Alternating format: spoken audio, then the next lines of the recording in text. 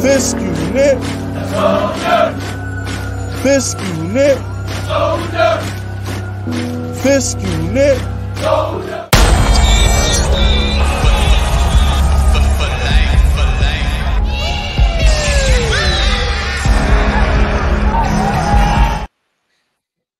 What's good, everybody? Welcome to the Giants Outsiders, episode 44.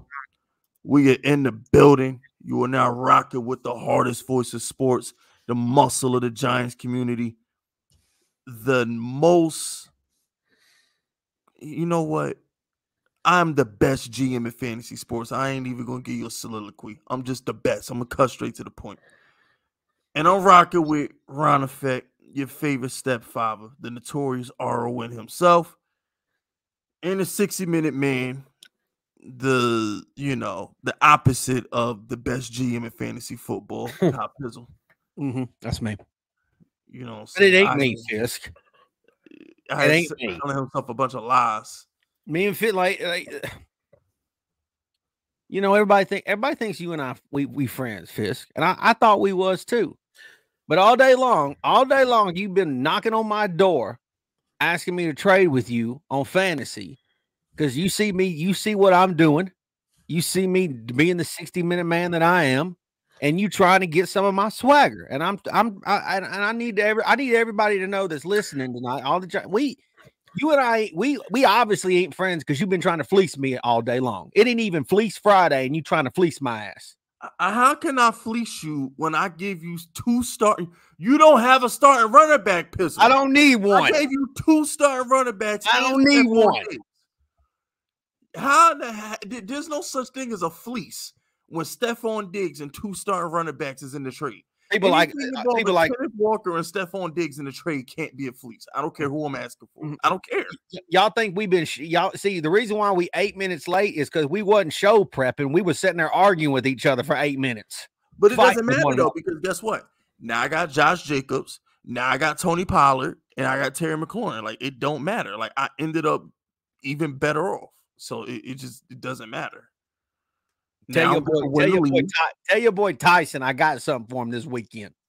You know what I'm saying? Now I'm going to win the league. Like, I don't know what to tell y'all. Like, this is what happens when y'all try to screw me over. Like, when y'all don't trade with me, y'all collude against me, I always end up with a better deal. Not trading with him is screwing him over. I know. Not doing it. Declining a trade is screwing him over. He's thankful that you're not a part of it, Ron. No, here's the thing, Ron. Like these dudes, here's the thing, right? In this fantasy league, I had some dudes say, "Nah, Fisk, I ain't traded with you, bro. You too smart." Like dudes literally be like, dudes will literally sit there and hoard a player because I like them. I could ask for a bench player, and just because I want them, now all of a sudden they special. Oh no, if Fisk like them, nah, I ain't gonna trade him. Fisk not gonna rob me. Like, come on, bro. Like, enough is enough. Well, that also goes for any trade. If somebody's trading, like, oh, that means they want it, and they want it for a reason. Nobody's going to trade for something that they don't need. But my thing is this: if you're dating an ugly woman, right? You know your girl is ugly, and some dude is willing to take her off your hands. Oh, what now your girl's pretty because another girl like her. Well, if your girl is ugly, why would you claim her as your girl? Some dudes be desperate. I don't know. I mean, I'm not a desperate dude, but there's dudes out there who with a girl right now because they can't get nothing better. And why would you want somebody else to take them off your hands? It's an example, Ron. Because you don't know how to end it, Ron. Yeah, because here's the thing: you can't break up. You just can't break up with a girl and she's not ready to break up. That's how you get slashed tires and you fucking door all keyed up. This is why it's best to stay single. This is why it's best to stay single, bro. Especially in today's world, bro. So many women out there, and freaking, like, it's supposed to be a Giants podcast, but it's like, it couldn't be me to where I'm with a woman for however long, and I know one day she could wake up and be like, you know what, yeah, divorce or whatever, or because they can break up with a man. They can break up with a man easily. And if you get mad about it, upset about it as a man, oh, move on, bro. Oh, you weak, such and such. But that's the way the game is played. You got to understand, like, women, that's what I'm saying. As a man, women, you got to understand how the game is played. Like, as a man, right? That's when you walk in the room, Ron, with that belt you got, and you just throw it up in the air and you say, "You leaving this? You really leaving this? Yo, Pizzle You leaving? Pizzle is different. You really leaving this? Pizzle is a Where else you gonna find this? I'm Ron Effect. Where else you gonna find this? Pizzle is a different breed. Bro, You ain't finding no Ron Effect nowhere else. Yo, You ain't Pizzle is a finding national treasure, bro. I swear. Yo, Go ahead, girl. Where you going? You ain't going nowhere. as funny, Get your ass back in bed. as funny as that sounds, I would never convince a woman. It's too. Why would you not? Throw the belt at her and say, "Look, where you gonna get this at?" Convince her why? Like convince her, like, hey, go. I'm the champion of this piece. Exactly. It's like, bro, it's let her walk. It's like I don't. I can't. You gotta come on. You can't just let her. You can't just let her walk without cutting a mean ass promo on her. Oh, I definitely cut a promo. I definitely could cut a promo. You out in the driveway, she pulling out, and you got your shirt off with your belt around your fucking shoulder, talking about go ahead and find another champ because you can't. Right. And I'm gonna show her, I'm gonna go with the receipts and be like, oh, remember when I did this for you? Remember when this happened? Oh, like you gotta remind them of some shit that history can't repeat, because not every man gonna do the same thing for their woman. And then what you gotta understand, right? When it comes to women, and like I've learned this, is like the more successful I get, the more I realize what I'm trying to say is this: you got to be the prize. Your girl can't be more important than you are. So it's like the more successful I get, the more I understand that I'm what counts out here. Not your hair, not your booty, not your pussy, and not your pretty lips. I'm what counts out here. It's hard to get a man who makes as much money as me, who's as good looking as me, and who actually likes you. That's the thing women need to understand. You see, women can get fucked by any guy. Any guy will stick his dick in a girl. Mm-hmm. But what these girls don't understand is like, can they get that guy to like them? So if I'm with a girl and I'm the total package, she got everything she wants, 6 figures, 6 feet, 6 inches. She got everything she wants. Can she replace me? You see, I can get another pretty girl. That's nothing. You know, hypergamy is a real thing. It's nothing to get another pretty girl.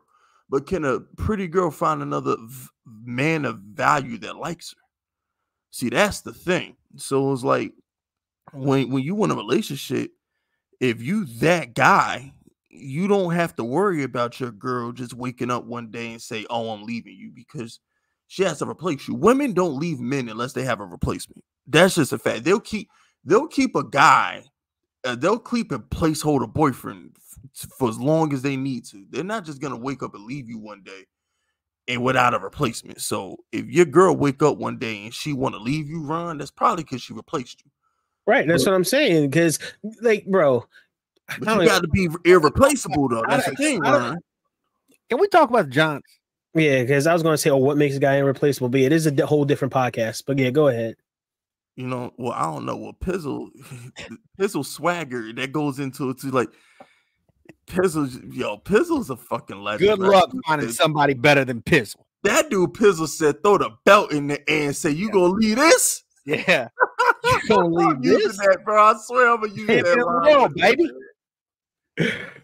Yo, my man, Pizzle is different, man. I'm using that line one day, bro. Yeah, I wrote that down. I done wrote that shit down. Hey, man. You gonna leave this? Pizzle is a fucking beat, bro. With the belt, bro. Hey, you might as well. You got it. That's a top 5 outsider moment right there. My man Pizzle said, "You go up and throw the belt in the air and say, you gonna leave this?" Yeah. Hey, get your ass back in bed. I thought I bet you he ain't got this. Don't ever change, Pizzle. Bro, don't ever change. Hey, honestly, I love saying total. I don't know why you said total package. I just thought about it, like that's just great. You just yelling at a girl. I'm the total package, baby. The total package. Now I'm gonna hit a girl. Well, I'm gonna hit a girl with the Scott Sider line one day. No, so I'm gonna hit a girl with the Scott Steiner line one day. I saw him, but like I'm like freaking. Hey, if you get honestly, if you get dumb, you might as well have fun with it. Yeah, you know, I mean, look, I mean, leave it unforgettable. I promise you, at one time she'll turn around and come back. But my whole thing is this though: I can't take a girl back. If a girl want to leave me, I'm kicking her ass out. Like for you, if you wanted to, though, bro. After a breakup, she's dead to me. Literally, don't call. I don't want to see you. Don't try to, like, you know what I'm saying? If you try that shit where you posting pictures or trying to send sex tapes of you and your new man, I'm gonna let everybody see it. Like girls got this dumb ass. Girls got this dumb ass. Wait, go ahead. You put on Instagram a picture bro. Oh no, man, I can't. It's too damn. You put a picture of you in the belt and you say she'll never get another shot. Yo, y'all hit that like button. We ain't talking about the Giants, so we get at least 50 likes in here, man. Now I gotta make sure y'all hit the like button. So y'all want us to start talking about the Giants? Y'all hit the like button. I want to. We don't talk like we just boys being boys for a minute. I don't know how people even get like that. Are they going to start talking about the Giants? When are you going to say something about the Giants? Are y'all that obsessed with the Giants? No. Y'all better hit that like button. Y'all think I'm playing? We ain't talking Giants until I get at least 50 likes in here. We got 33 likes and there's 95 people in here. Y'all better hit that like button. Nobody loves anything that much. I don't know. Things I really do love, Ron. To talk about it 24/7. See, here's the thing, right? I'm Fisk Vegas. I'm only Fisk Vegas when the red light is on. When the red light is off, I don't care about sports. I try to duck sports when the red light ain't on. Straight up, I try to duck sports. But you know, like that's the beauty of like me being, you know, who I am. Like I got 4 or 5 different other internet accounts that I could just like be another person or 4 or 5 different people in a day. I'm just, you know what I'm saying? It's just like, you know, so it's like when I'm not Fisk Vegas, I'm this person. And when I'm not that person, I'm the other person. So, you know, it's just, I don't really mind it as much. We need 6 more likes. Hit the like button. I tell you what was funny was watching the Cowboys lose. Oh, that was great. Oh, yeah. That they trying to sweep it under the rug, bro. They trying to sweep that shit under the rug. Funny. That made my Sunday better. Yeah. Sunday was lit. Even though I lost a shitload of money, but Sunday was lit. Then that Cowboys, Cowboys losing that game fucked up a lot of money, bro. I mean, they fucked up a lot. Yo, the Cowboys have cost me I lost a car. I lost about a car and like 3 Cardinals fucking with the Cowboys. They fucked. How do you think I felt betting on the Broncos? That was your damn fault. I told you not to bet that. I tried to tell y'all, bro. Every week there's always at least 2 upsets. People, it's when betting on games, it's not what you assume. It's a rarity. Check the books, check the records, and see them in the last time all the favorites won. It wasn't supposed to be run. Here's the deal. It wasn't supposed to be the Cowboys. I told you. I said, yo, look out for the Jags. I gave y'all an upset. I'm okay. When the Jaguars and the Ravens lost, I thought the Cowboys were safe. But I should have known Vegas because half this shit is rigged. I should have known FanDuel and the NFL wasn't going to let us get Seattle, Dallas, and Kansas City in the 4 p.m. slate. There was no way them sports books is giving that money back. All the money that they won off Lamar Jackson and Trevor Lawrence choking, they was not going to give it back with an easy 3-teamer like Kansas City, Dallas, and Seattle. I should have known all 3 of them wasn't going to cash. I should have known. But I just felt like I ducked all the 1 p.m. games. All my 1 p.m. bets hit. Detroit, cash. Cleveland, cash. Patriots, cash. All them shits cashed. All I needed was the Cowboys to not pull the Cowboys, and they pulled the fucking Cowboys. They did. But anyway, we got 50 likes. You know, let's get into the show. We're gonna get straight to it. Daniel Jones' pathetic primetime record. It's making me nervous because it's getting to the point now where every time the Giants are in a national TV game, I'm expecting a loss. I mean, we always lose on national TV. Like Daniel Jones is 1-11 in primetime games. That's Kirk Cousins territory right there. It might be worse. It might be worse than Kirk. So I'm starting to get nervous, man. Like every time we are in a national stage, with the exception of the playoff game, it's bad.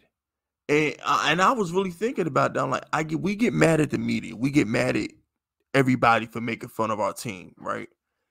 But every time they see our team play, we shit the bed. Every single time. Like, if you really think about it, right?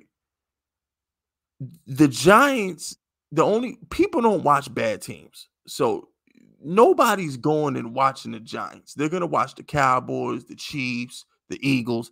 That's who most of these talking heads and Twitter heads and whatever you want to call. Most of the people in the national media aren't going to watch the Giants on a Sunday to Sunday basis.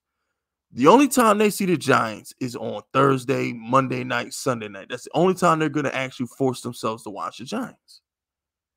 So how can we really be mad at the media for thinking the Giants are garbage when every time they actually pay attention to us, we suck?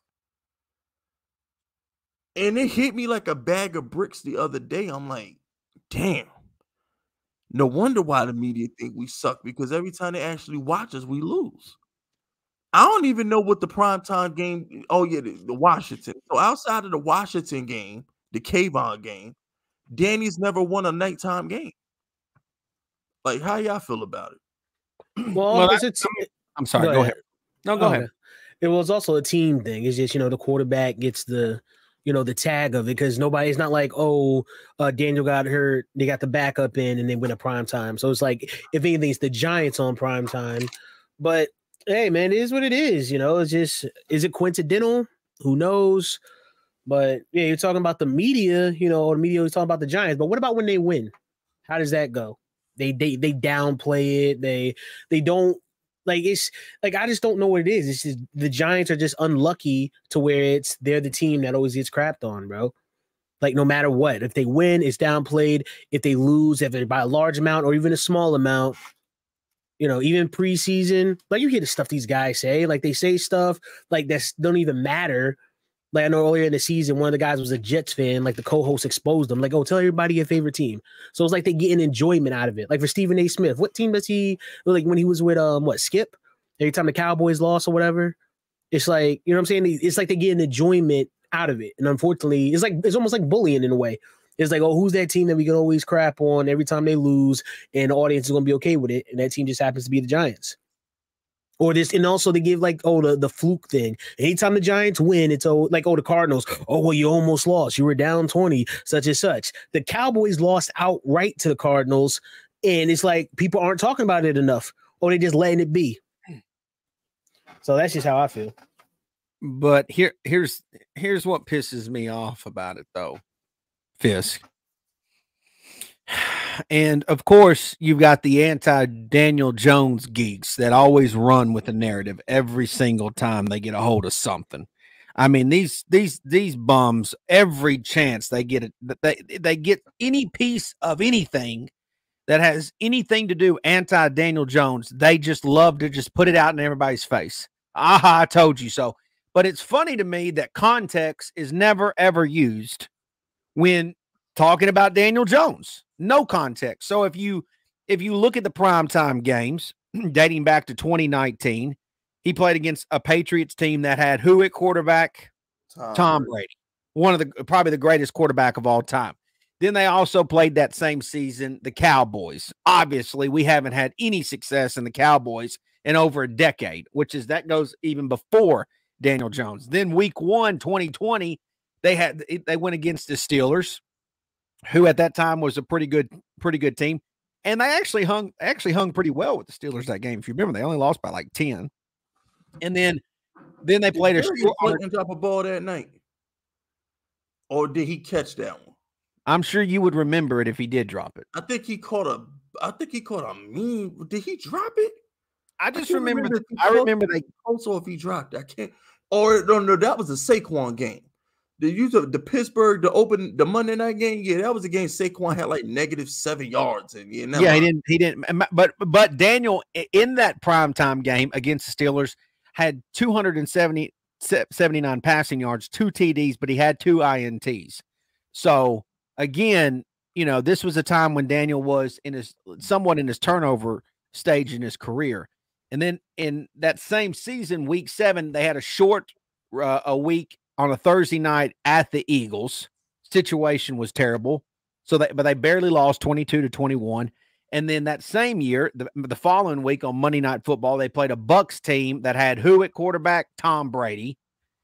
Then they obviously beat Washington they lost to Washington on a Thursday night game, which was a short week. And if you remember, that was the field goal that they missed, but then Washington, the refs gave it to them again, and then they made it. Remember Dexter Lawrence was offsides, or I think he was offsides. Danny had like 100 rushing yards that game. But that's not Danny's fault. I mean, they messed up the first field goal. And then also in that same season, they played the Chiefs on Monday Night Football, who obviously has been a Super Bowl contenders.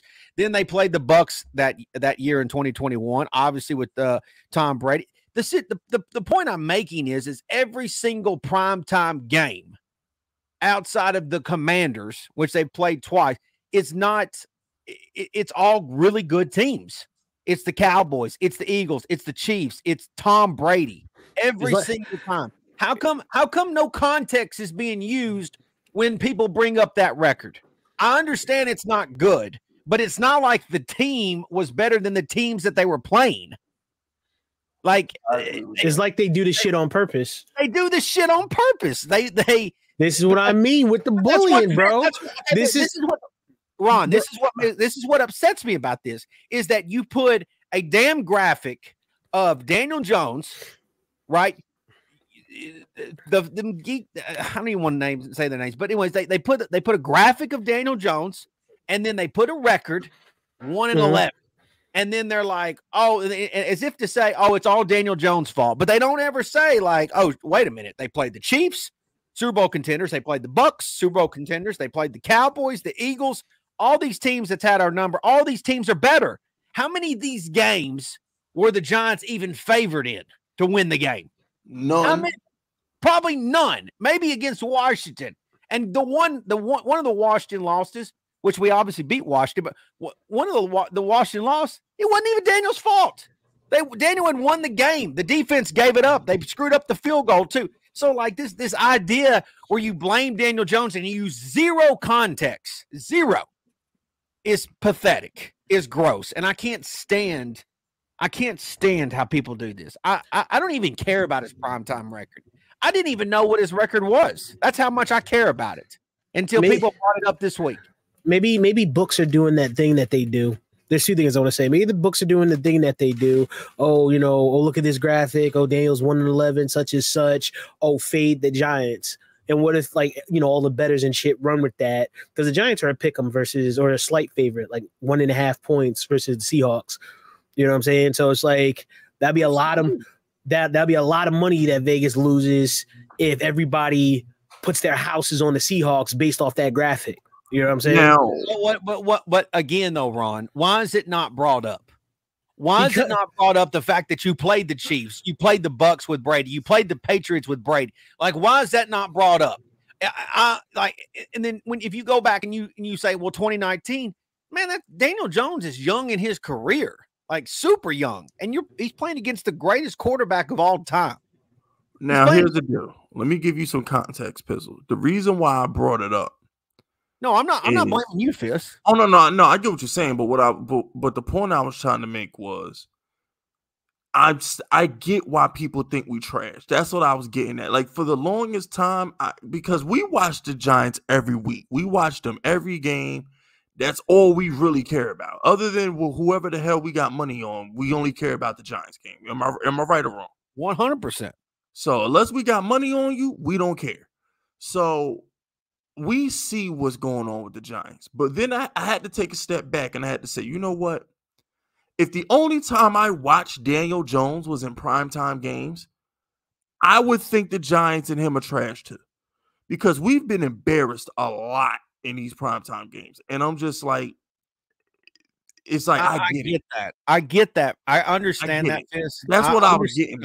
No, I get that. But what I'm saying is you're talking about people outside of the Giants community or Giants fan or Giants content creators. And I totally get that. Like, if every single time they put the Giants on TV and they lose, then sure, I'm going to think, well, that team's doo-doo, right? I understand that. But if within the Giants community and all these people that are listening to us tonight, our fellow Giant outsiders and all these content creators and all this and that, the fact that they would dare put a graphic up and blame Daniel Jones and put this all on him is absurd, and it's pathetic. It is, because people like to make the Giants look bad. Whatever you're attached to, whatever player, whether it's Saquon, whether it's Daniel, when it was Eli Manning played, or whoever, they like to put something negative attached to it, bro. Like, it's just how people are. I don't know what the Giants did to deserve this. Like, dating like all the way back, bro, from anything. Like, let's say for Super Bowls, right? Oh, the helmet catch. Oh, it was a lucky catch, such and such, whatever excuses. Then freaking years later, what was it, Edelman versus the Falcons, when he made like the catch off the leg or whatever the hell it was. It's like, oh my God, look at that focus. Oh, such and such. It's like, it's like a double standard. When it comes to the Giants, no matter what they do, bro, it's like people will if it's something good light, oh, they're going to downplay it, discredit it. And if it's something bad, they're going to make it look worse than what it is or twist it a certain way, like what you're saying, with the graphic, and you just went down the line all the primetime games with no context. You know what I'm saying? It's just tough. I guess it's just tough for Daniel, being the quarterback, I guess. And no, I'm sorry, Ron. I don't mean to cut you off. Yeah, you good. I said everything. I want to make this point right here. The Jets just signed Trevor Siemian, right? They just brought him in to on the roster. Am I correct about that? Trevor Siemian. What? And everyone thinks that the Jets need a quarterback right now, that Zach Wilson is the problem. Okay, cool. But that is the landscape of what the other options are, is Trevor Siemian. Like, you always want to talk crap about Daniel Jones, but you don't even realize that the market itself of the quarterback market, there's nothing else out there. There's nothing out there. It's a no man's land of nothing. It's Trevor, the one team that desperately feels like they need a quarterback. Their only answer is Trevor Siemian. And I was hearing stuff about Jameson, like them trying to trade for Jameson Winston, right? And then you see Carr goes down for the Saints while leading 17-0 against the Packers. Winston comes in and they lose the game 18-17. And everyone said that Winston might have been one of the best backup quarterbacks in the league. And that's what's pathetic. That's what the reality. And this is going back to using context. What you don't even have. What is your other options? You sit there and you talk crap about Daniel Jones. You put his name through the mud. You talk junk about him. You blame him every chance you get. What are your other options? You have no other options. There's nothing out there for you. There's a reason why teams, for some reason, aren't calling Cam Newton to come quarterback their teams. There are reasons why other guys aren't getting phone calls. They're getting nothing. I mean, there's people out here probably begging the Jets to sign them to play quarterback. But the fact is you run Daniel Jones's name through the mud, and you don't even realize that he's a good option. It's the team that has failed him, and it kills me that people every chance they get love to say, "Oh, he ain't that dude. He ain't him. He's getting paid too much money." He's getting paid what he's getting paid because there's nothing else out there. There's no market. He's on a discount, though, bro. He is on a discount. I got that. I don't even know why they always bring up the money, because I saw a tweet like that. It's like the pocket watch, Fisk. I mean, Ron. Yeah, it's like they don't do this with other quarterbacks. Oh, freaking the Giants lose to the Niners. Oh, Purdy's getting paid this. Jones getting paid this. Oh, then what about when the Lions? I tweeted about this. Oh, when the Lions upset the Chiefs. No one's saying, Mahomes got paid this, and then they move the goalposts, bro. They move the goalposts, and yeah, you bringing up context. You brought up the Saints versus the Packers. Oh, the comeback and stuff. They're all everybody saying, oh, that Packers comeback such and such, but they're not going. But they're gonna leave out the part how Carr got hurt. This is that shit, bro. It's different for the Giants. I don't know why they do it. And people just let them get away with it. The shit is crazy. This is why the Giants need the success so bad, bro. I just want to see what they do then. Maybe they do that thing what the media do is they hype them up and then because they switch sides quick. They switch sides quick as hell. But we guess what happens. These guys, let me tell you something. These guys that want to take this game tape stuff, this all 22 film that they use on Twitter. And they use some of it here on YouTube. These geeks have no idea what the hell they talking about. They have no idea what they're talking about. I literally heard, and I'm not going to say names, Fisk, so don't worry. Calm down. I saw a big content creator that makes all 22 film that suggested Daniel Jones throw the ball 40 yards to a running Jalen Hyatt with his feet parallel with one another. I want you to think about that for a second. If your feet are standing beside each other parallel, how far can you throw the ball? Not far. Not as far as if your left foot is in front of your right foot. Think about that. Think about the geometry of that, the physics of that. The fact that they would use that as content is crazy to me. It's mind-boggling to me. It's atrocious. It's pathetic. You want this dude to be something that nobody hardly can be. Like, I get it. Pat Mahomes is special. Like, he's an amazing athlete. He's an amazing player. He makes magic happen. He also has a great, innovative coach in Andy Reid. But at the end of the day, Pat Mahomes is a one of one. One dude in the whole damn country is what Pat Mahomes is. Like, the rarest of rare. All right. Joe Burrow is a great quarterback, but he's hurt. Yeah, but they don't bring up Joe Burrow contract when they start 0-2. No, they don't. They didn't say 0-2. They ain't bring up Burrow contract. They ain't say nothing about Josh Allen throwing 3 interceptions to the same guy versus the Jets. And they didn't say nothing with Justin Herbert. Sorry ass started 0-2 either.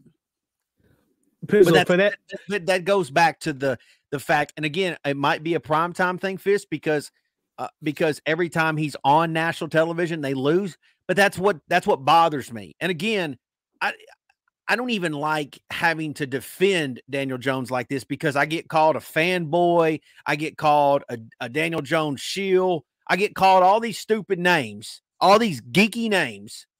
And it's like, wait a minute, like, it's the team letting him down. Like, this is a team problem. Brock Purdy has got all these weapons and he's got this great offensive line and he's getting and he's got all these things flowing for. Of course he's going to look good. Of course he is.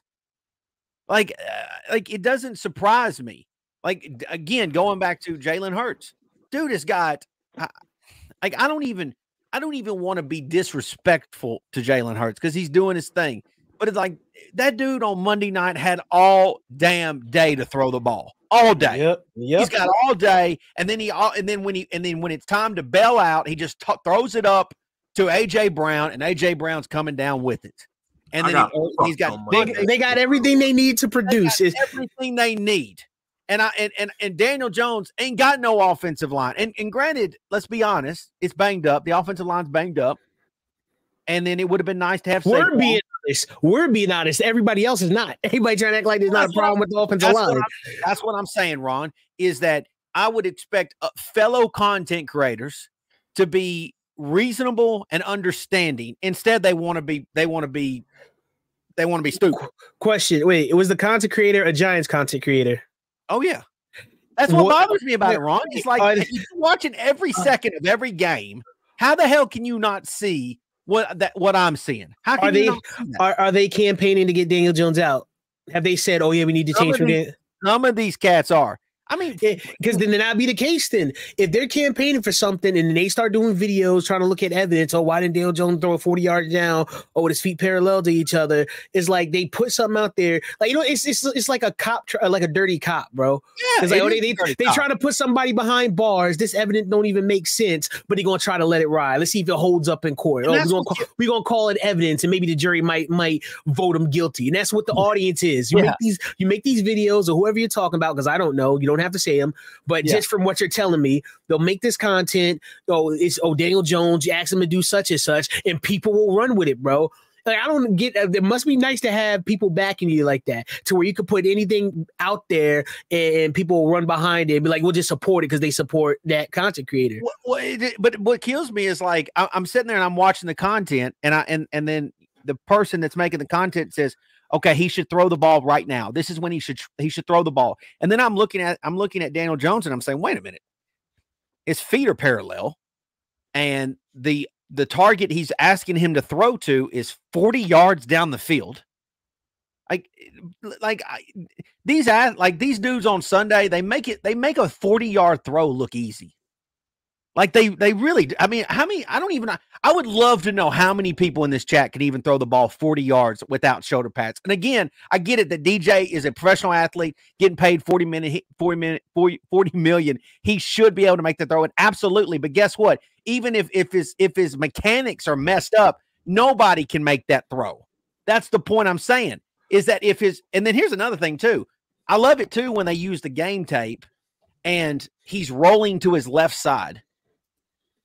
And then they're expecting him to make the same throw that he can make going to the right side. If you're right-handed and I'm running and you're running to the right, you're going to be able to throw the ball a lot easier and a lot farther than if you are rolling to your left. Does that make sense? Yeah, think about it.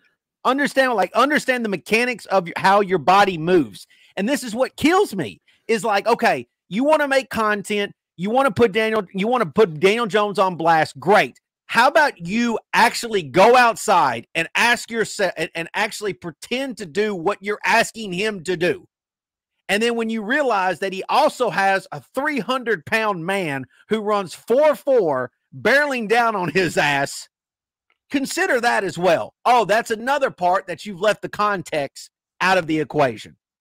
Like, and then here's another thing, and I hate to keep rambling on. I want to let y'all talk too, but it's like, have they never heard of a thing called confidence? Does confidence not exist? I'm watching Jalen Hurts on Monday nights play, and you look at his facial expressions. What does it look like? What is his facial expression saying to everyone? He's exuding confidence. His offensive line is giving him confidence. A.J. Brown is giving him confidence. Devontae Smith is giving him confidence. I know that geek Corey Harris is probably loving me saying this, but the fact is he has confidence because his fellow teammates are allowing him to have confidence. Daniel Jones' teammates are not giving him any confidence whatsoever. None. His offensive line is not holding up consistently, which is another thing that they demand Daniel have is consistency. He needs to be more consistent. His offensive line needs to be more consistent. That's what needs to be more consistent. How can you be consistent if the people in front of you are inconsistent? So here's the deal, right? We transition into the offensive line, and I was talking to my boy Boogie about this earlier. Like, the problem with the Giants is Joe Shane won't admit defeat on Evan Neal. Azudu should be right tackle and Evan Neal should get kicked to guard. But the problem is, if Joe Shane puts Evan Neal at guard, he's admit he drafted a bust at number 7. Because he was drafted to play tackle. If you switching to guard in the second year, you might as well just admit that you missed on the pick. And I don't think Shane wants to do that. Secondly, what makes the Giants line bad isn't really Evan Neal. If Evan Neal was the only bad player on the line, you could hide him. The reason why the Giants line is so trash is our guard play.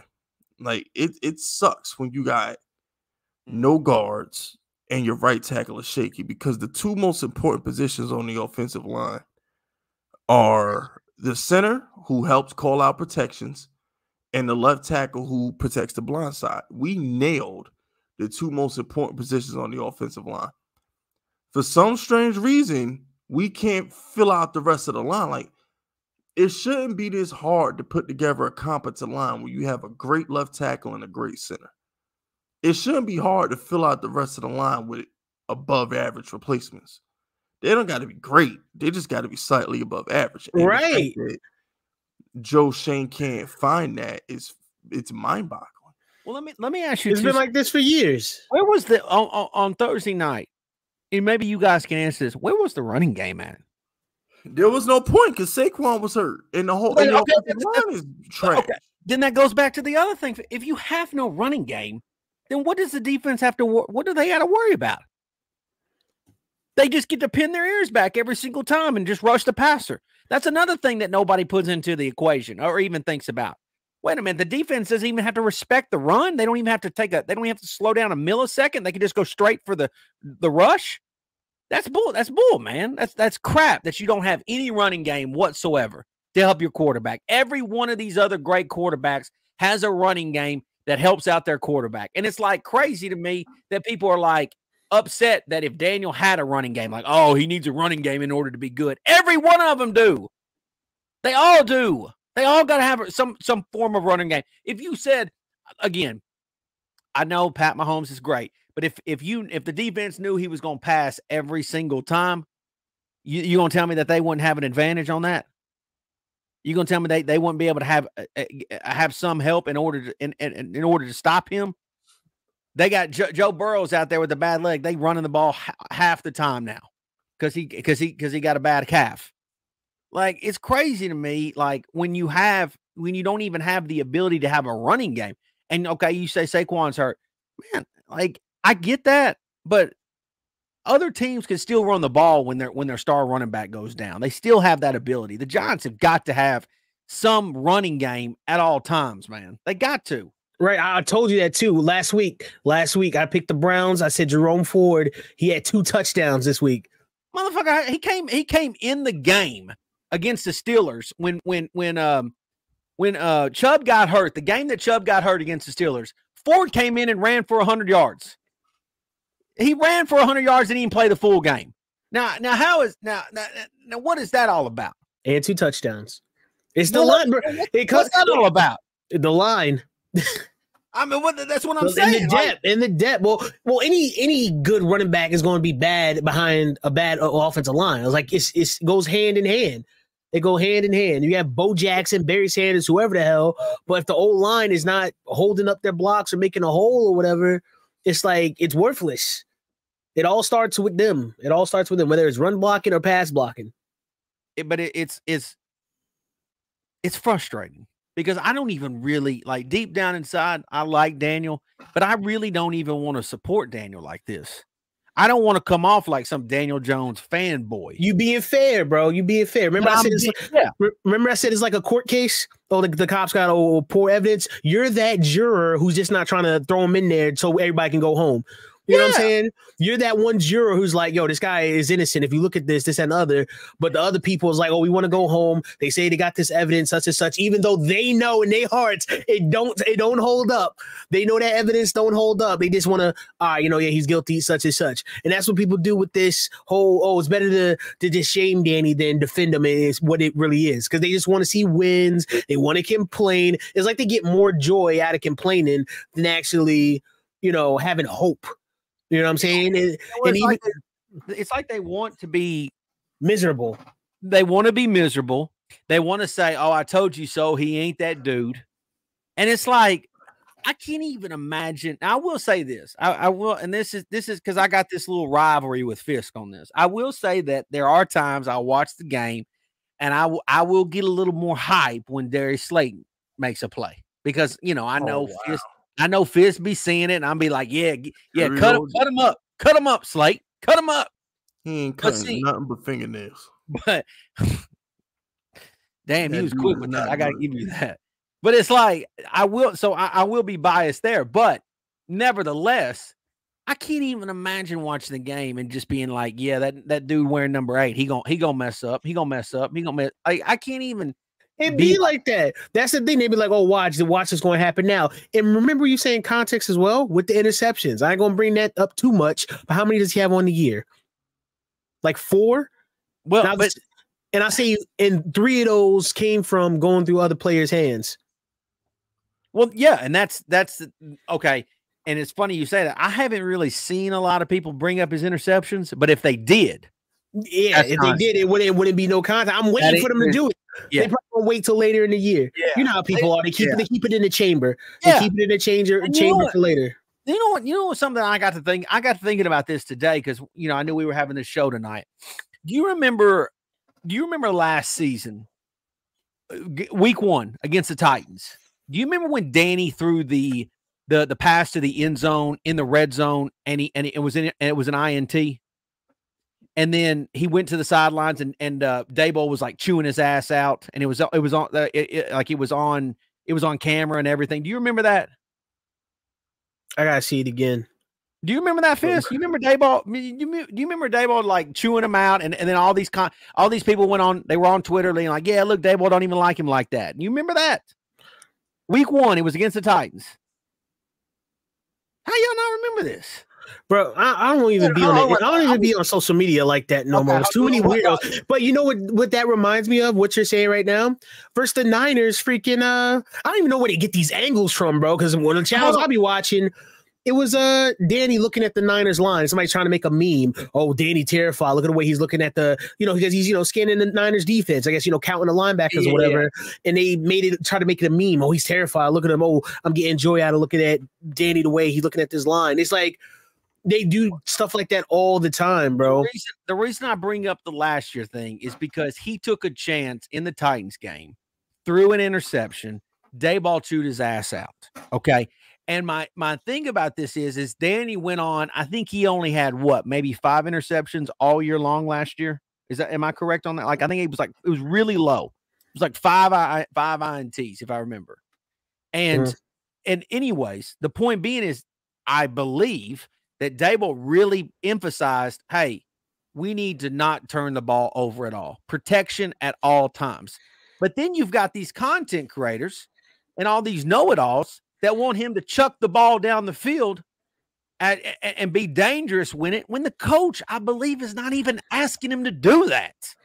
The coach ain't asking him to do. Should he take more chances? Sure. But at the same time, he has to. I believe Daniel's a smart dude. I think he's a smart guy. I mean, he's got a Duke education. I think he knows what's a good throw and what's a high percent. It's like basketball. What's a high percentage shot? What's a low percentage shot? I think Daniel has the ability to understand what a high percentage throw is and a low percentage throw. And in my opinion, Daniel has been asked to not throw low percentage throws.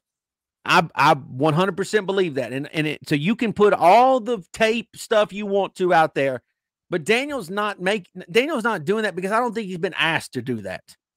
If the situation was better for him, if the offensive line was better, if he's not rolling out the way he's rolling out, then sure, he can take that chance. But you have to equate the other factors that are being thrown at him which, by the way, in a matter of 2 to 3, 4 seconds, right? In a flash, these are happening at high rates of speed. Jalen Hurts doesn't have to worry about that. He can sit in the pocket for 4 seconds or 5 seconds and just stand there and just scan the field. Oh, look, I'm in trouble. I'll just throw it up to A.J. Brown. I mean, that's literally watch that game Monday night. That's exactly what was going on. An abnormal amount of the time. They're freaking normal. And these are older guys too. What do they call them? The core 4? I'm not sure if that just makes up the whole offensive line or whoever. I don't know what I was looking at. But I know Jason Kelsey's in it, and I don't know, but it's just like, it takes the pressure off, bro. Like, you're saying like the confidence and stuff. I'll tell people, like, imagine if you're playing quarterback for the Giants right now, and you get sacked a couple of times or whatever. It's like, it's what you're going to be expecting. I don't know what they're expecting out of Danny. And I think it's very unfair to him. Oh, yeah, let's get the next. As if the next guy won't have the same problems, bro. Yeah, exactly. As if the next guy is just going to make what do you want? If you switch Mahomes and Jones, what do you think? What do you think Mahomes is going to do differently than what Jones would be doing? even if you had Superman at quarterback, why the hell would you want a bad offensive line in front of him? He's eventually going to get hurt anyways. And that's another thing too, is like Daniel, I think Daniel's a smart dude too, in the fact of he's not going to put himself in a situation to get hurt, because if he gets hurt, this team is going down the tubes. If Tyrod Taylor has to start the rest of the year, it is over. I might not watch another game this season. It is over if Tyrod Taylor has to be the quarterback. I was rooting for Tommy DeVito, but you know, people were mad at me. Tyrod's a vet, you know. No, just I mean, Daniel Jones, like that's all. I just want to emphasize the fact on that, Ron, is like if you take Daniel Jones out of this equation, it's really bad. It's really like it's worse than what people think. Like Daniel is keeping us alive offensively, and the people don't want to say that. They don't. And again, I'm just trying to be honest and fair about it. If I felt like he was truly the problem, I would just come out and say it. Right. It's not. My pride has nothing to do with. I want to see the Giants win. I don't care to be right about a prediction I had about the quarterback. I don't care. I want the Giants to win. And guess what? I think Daniel Jones gives them a great chance to win. 100%. So what the hell's Corey got as his profile? What is that? No, that's the Facebook. No, the whatever movie with a dude that started Facebook, whatever. Social Network. Yeah, I think that's the scene for Social Network. So let's transition into the super chats. The first super chat of the night. This bum Corey, the same guy who catfished Ron a couple of weeks ago, says, stop telling your Pro Bowl. Stop telling your people to stop posing as me in your lives. Wait, a couple of things. Wait, hold on. A couple of things before I read this. You said who catfished Ron? Well, he didn't catfish me. I already knew it was a freaking dude in there. Secondly, yeah, this. I'm not trying to be the grammar police, but stop telling your people to stop posing as me in your lives. So what? He wants people to pose as him? I think he's begging for somebody to. Corey, I got news for you, bro. Nobody wants to be like you, bro. Nobody want to be some short, dark skin, can't get no pussy, ashy as hell dude who live in the basement. All right, Corey, I hate to break it to you, bro, but you are a failure. All right, you are a failure. Now, do y'all know who this is, or yeah, Corey, little bum Corey. He said he was light skinned. I can't guess on what his skin color is. I think you got something against light skinned dudes, though, right, Fisk? Well, I want to be. I used to be light skinned. Like 90% of my body is light skinned, except for like my face and hands. Like I'm still like. But that sun got to you, didn't it? Yeah, that sun got to me. Like I told people, like I'm a hybrid. You know what I'm saying? Like I'm really light skinned, but summertime I get like 10 shades darker, it take me like a month to get my color back. You know I didn't know that happened. I didn't know that happened to y'all. Yeah, that don't happen to me. That don't happen to me. Shout out to that's because like I'm really light skinned, so when I'm in the sun too much, it'll show because like I'm really light skinned. So at heart, you're a light skinned dude. Yeah, I was born. Well, here's the thing. Who you are? Oh, here's the deal. My daddy, black as my desk right now. Like my dad is black as a cell phone on sleep mode. All right, so like my dad is like dark skinned as shit, but my mother is like Drake level light skin. So when I was born, it was like I ended up being light skinned, but my daddy dark skin, and then I was dark skinned for like 3 years because I was tan the fuck up. It's a process, but I ain't gonna lie to you. I do be getting emotional sometimes. The light skin guy. If you go dark skin, can you go back to light skin? I'm not talking about like MJ, how MJ did it. Michael Jackson. Well, here's the deal, right? Dark skin guys, like once you light skin, you always light skin. Like you can't get them flaws out of you. It just is what it is. You got dark skinned guys in their mentality. You got light skinned guys in their mentality. There's just certain traits that light skinned guys are always gonna have, and there's just certain traits that dark skinned guys are always gonna have. It's just it's just life. Yeah, okay. Shout out to Jax.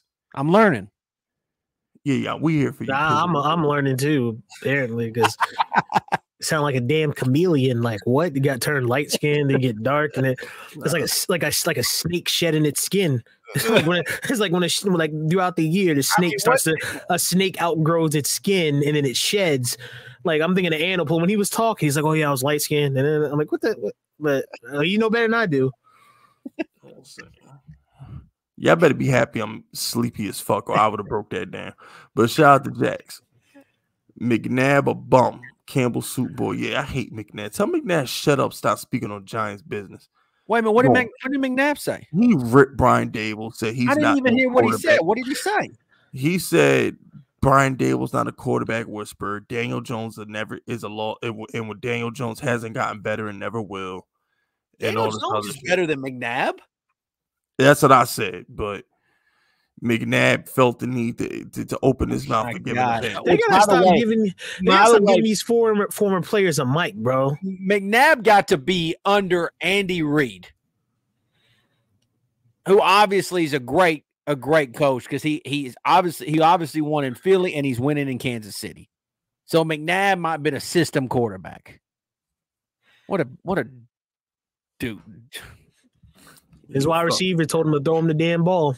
They started a beef. Over McNabb's performance started a whole beef with one of the best wide receivers to play. T.O. didn't cry over him. Right.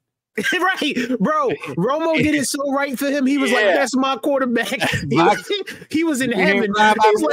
He was like, I'm so glad I got McNabb ass no more. That's my quarterback. That's my teammate.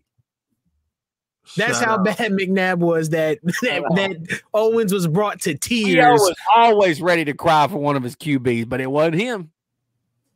Facts. Shout out to Corey. DJ isn't good enough, and no, he's not. Steph ain't watching the Bucks, bro. The Bucks winning the chip, bro. Let that shit go. Damian Lillard, Giannis Antetokounmpo, and they kept Chris Middleton. They're not losing. The Bucks are a lock to come out the East. Let's just start there. They're a lock to come out the East, and then we'll see what happens when they play the Nuggets or the Suns in the finals. But Giannis is the best player on the planet, and then you give him such a dominant perimeter player in Damian Lillard. Like that's impossible to stop because Giannis is just Giannis, and then you're giving Giannis a dominant perimeter player. You can't double both of them. That's disgusting because when Dame get hot, you gotta force him off the 3-point line, but you can't send help to the 3-point line when you got Giannis lurking around the paint and Chris Middleton in the corner just wide open for no reason. It's just this Bucks team is gonna be a problem, man. You know they're gonna be a problem. So was he forcibly traded, or because I remember he had the whole thing with Paul George and not switching teams? He demanded a trade around the draft time because he wanted them to trade that draft pick, but instead they drafted Scoot Henderson. So yeah, they ain't been looking for a trade since whatever month the NBA draft was in. All right, because nobody was giving me answers on Twitter, so I was like, I mean, he's getting up there on age. He's been carrying the Blazers for years. Yeah, he only got to say about 2 good years in him at the max. At the max, he's probably only got 2 good years in him. So they and Giannis only has, I think, 2 years left on the contract. So I mean, it's an all-in move. I'm not mad. Like the Bucks make shit happen. I respect it.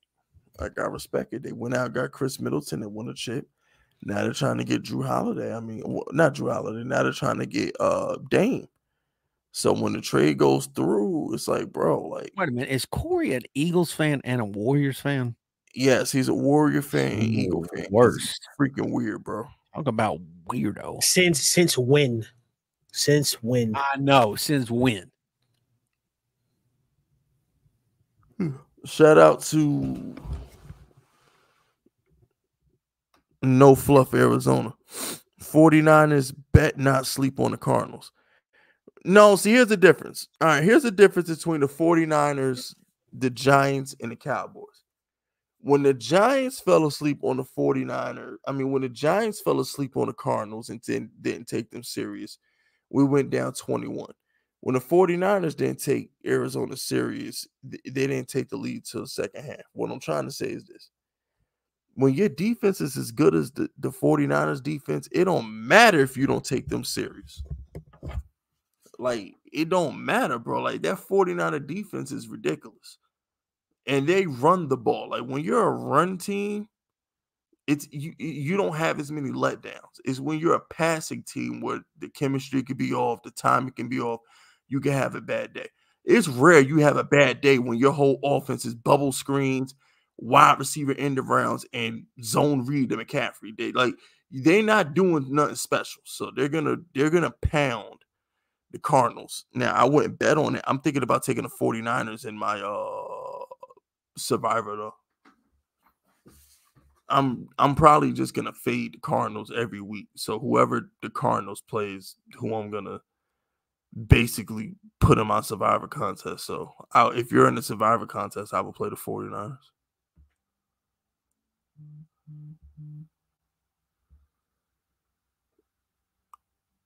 Shout out to Dubman. Dubman says Talking Giants said DJ should have thrown a pick versus the 49ers. Shut the fuck, man. Who cares what the fuck they said, bro? I didn't even understand what he said. That doesn't even make any sense. Should have thrown a pick. Like, I don't know what he's saying. I don't know what he's saying. Yeah, shit. Yeah, I don't know what that is. Dude. Annoying ass dudes, man. Shout out to for real, just shut the. No, this dude's actually named Dude. No, I ain't talking about that. I'm still like you watched the all 22. Oh, Danny should have thrown a pick. You're like, shut up. Like, shut up. Like, they're gonna make me start doing all 22 and putting these motherfuckers to shame. But shout out to Dude. Remember, supporting Big Fisk is supporting small businesses. I know I'm really late, way off topic. It's a Giants channel, but it just hit me that the state of Colorado took 2 L's over the weekend. Primetime blown out by Oregon. The Dolphins hung 70. Yeah. Colorado was in shambles this weekend. Yeah, Colorado was in shambles. They took some badass whoopings. Yeah, but allegedly Deion Sanders' team ain't ready to compete. Like, Oregon is like a real team. But like, isn't allegedly like Deion team like a year away from being that good? 100%. Yeah.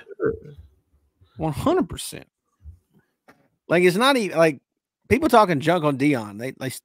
They stupid. I mean, he like the fact that he's even got him going as good as he's went is mind-boggling to me. Right.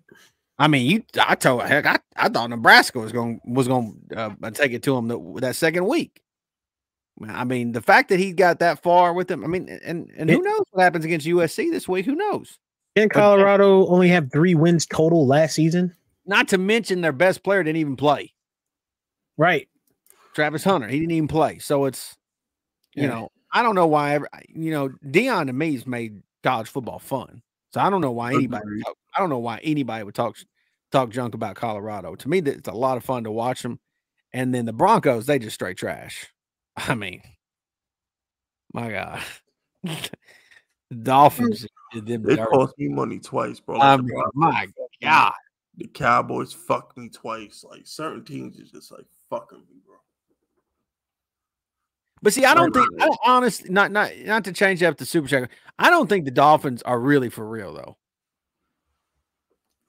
I know, because it ain't cold yet. I need to see Tua do this when it gets cold. Yeah, it feels like to me like they faker than a $2 bill. Because it's like, we're gonna find out in week 5. I think we're gonna find out this week. No. We're not gonna find out about the Dolphins till like November when it's cold. Yeah. But that's when we'll find out about the Dolphins. No, I'm saying the Giants play them week 5, so let's see what they do against us. But honestly, my whole entire life, it's been death, taxes, and the Dolphins falling apart. I mean, even when you go back to Dan Marino days, like they had this great offense and they still fell apart in the playoffs. It always happens to Miami. Like honestly, when have in your lifetimes, when have they ever really got that close to a Super Bowl? Never. Not in my lifetime, at least. I'm 34. Not in my lifetime. Never. Yeah.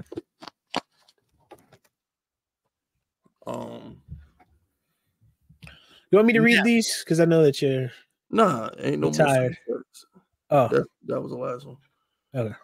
So what I wanted to talk about next is the defense. What the hell is going on with this defense? Like, because that's where all the talent on the Giants is. You would think that the one unit we wouldn't have to worry about was the defense. You got Kayvon and Dexter Lawrence, and you signed with Curate, who's been absent. Isaiah Simmons, who doesn't get enough snaps. And I'm just like, why is the defense so bad? Why can't we tackle? Why is Wink not playing man and blitz anymore? Like, what the hell is on the defense? And can we fix it? Because they're not playing as a unit. A lot of people saying, oh, nobody got that dog, such and such. They're not really playing as a unit. Like, for missed tackles, it's like, where's the help? You know what I'm saying? I think even Carl Banks pointed that out. He used a visual with two pictures.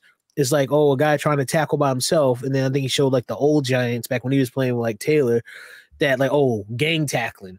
You know what I'm saying? They're not playing as a unit. They're each of them is trying to do their role, but it's like, you know, like, where's like the chemistry with them? Like, I don't know how to explain it. They on the field, but they're not like really there. You know what I'm saying? And also for Banks, how long is Banks out? Is Banks like how long is he injured for? I have no idea. But the pressure's getting there though for Dexter Lawrence. They showing that on the all 22. I be seeing those tweets. They be showing that, but it's just like I don't know, bro. They just have to play more as a unit. Because Banks is, I believe he's good to go. Is he? Yeah, I think he's good to go. You got me scared for a second. No, because I saw some stuff because he got injured last game for like a little bit, and it's just they don't update. They don't update you on stuff like this. Or maybe I'm just following the wrong people. The thing that and see, last year when we were doing this podcast, me and Fisk, we talked a lot about Daniel. But the thing about last year's team that I really enjoyed was the fact that the defense tackled very well. I thought the defense last year was really, really good in terms of just tackling. Like, they just did little things like that. That really was like, I just thought that's what the Giants did really well defensively last year's tackle. When you look at the game on Thursday night, and again, it's a short week, and this is something that I wish people would understand, or they would at least, again, using context. I wish they would talk about it. The week one, that Cowboys game got away from them, right? Completely got away from them. They couldn't, it just was a bad game, didn't work out, whatever. The second week, the Cardinal game, they clearly brought in that first half. In that first half, they brought some of that Cowboy game in with them, right? They clearly did. And then the second half, they woke up and they played good defense. They played good offense. I know they gave up a drive defensively, but they ultimately ended up playing really good late in that game.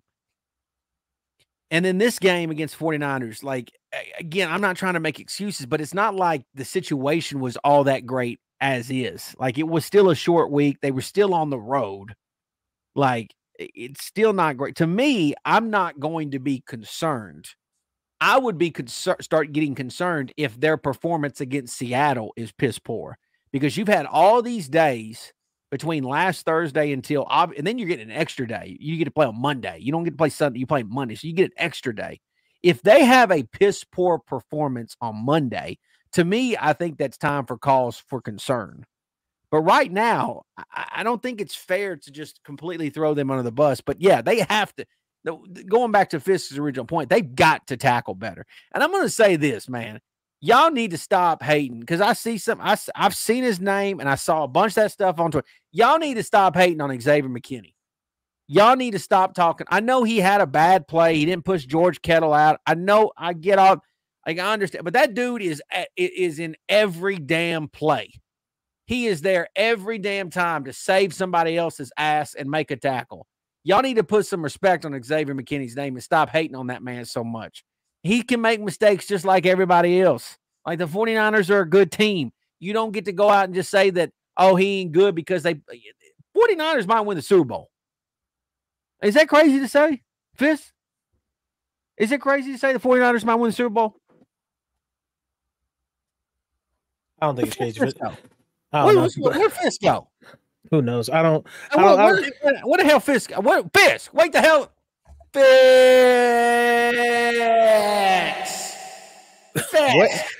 What? How in the hell? Yeah, I got something special. Where'd you go? Wait, hold on. We're not just going. How the hell did you? Yeah. Do it again. How the hell? I'm a 60-minute man, Fist. I can do a lot of different things.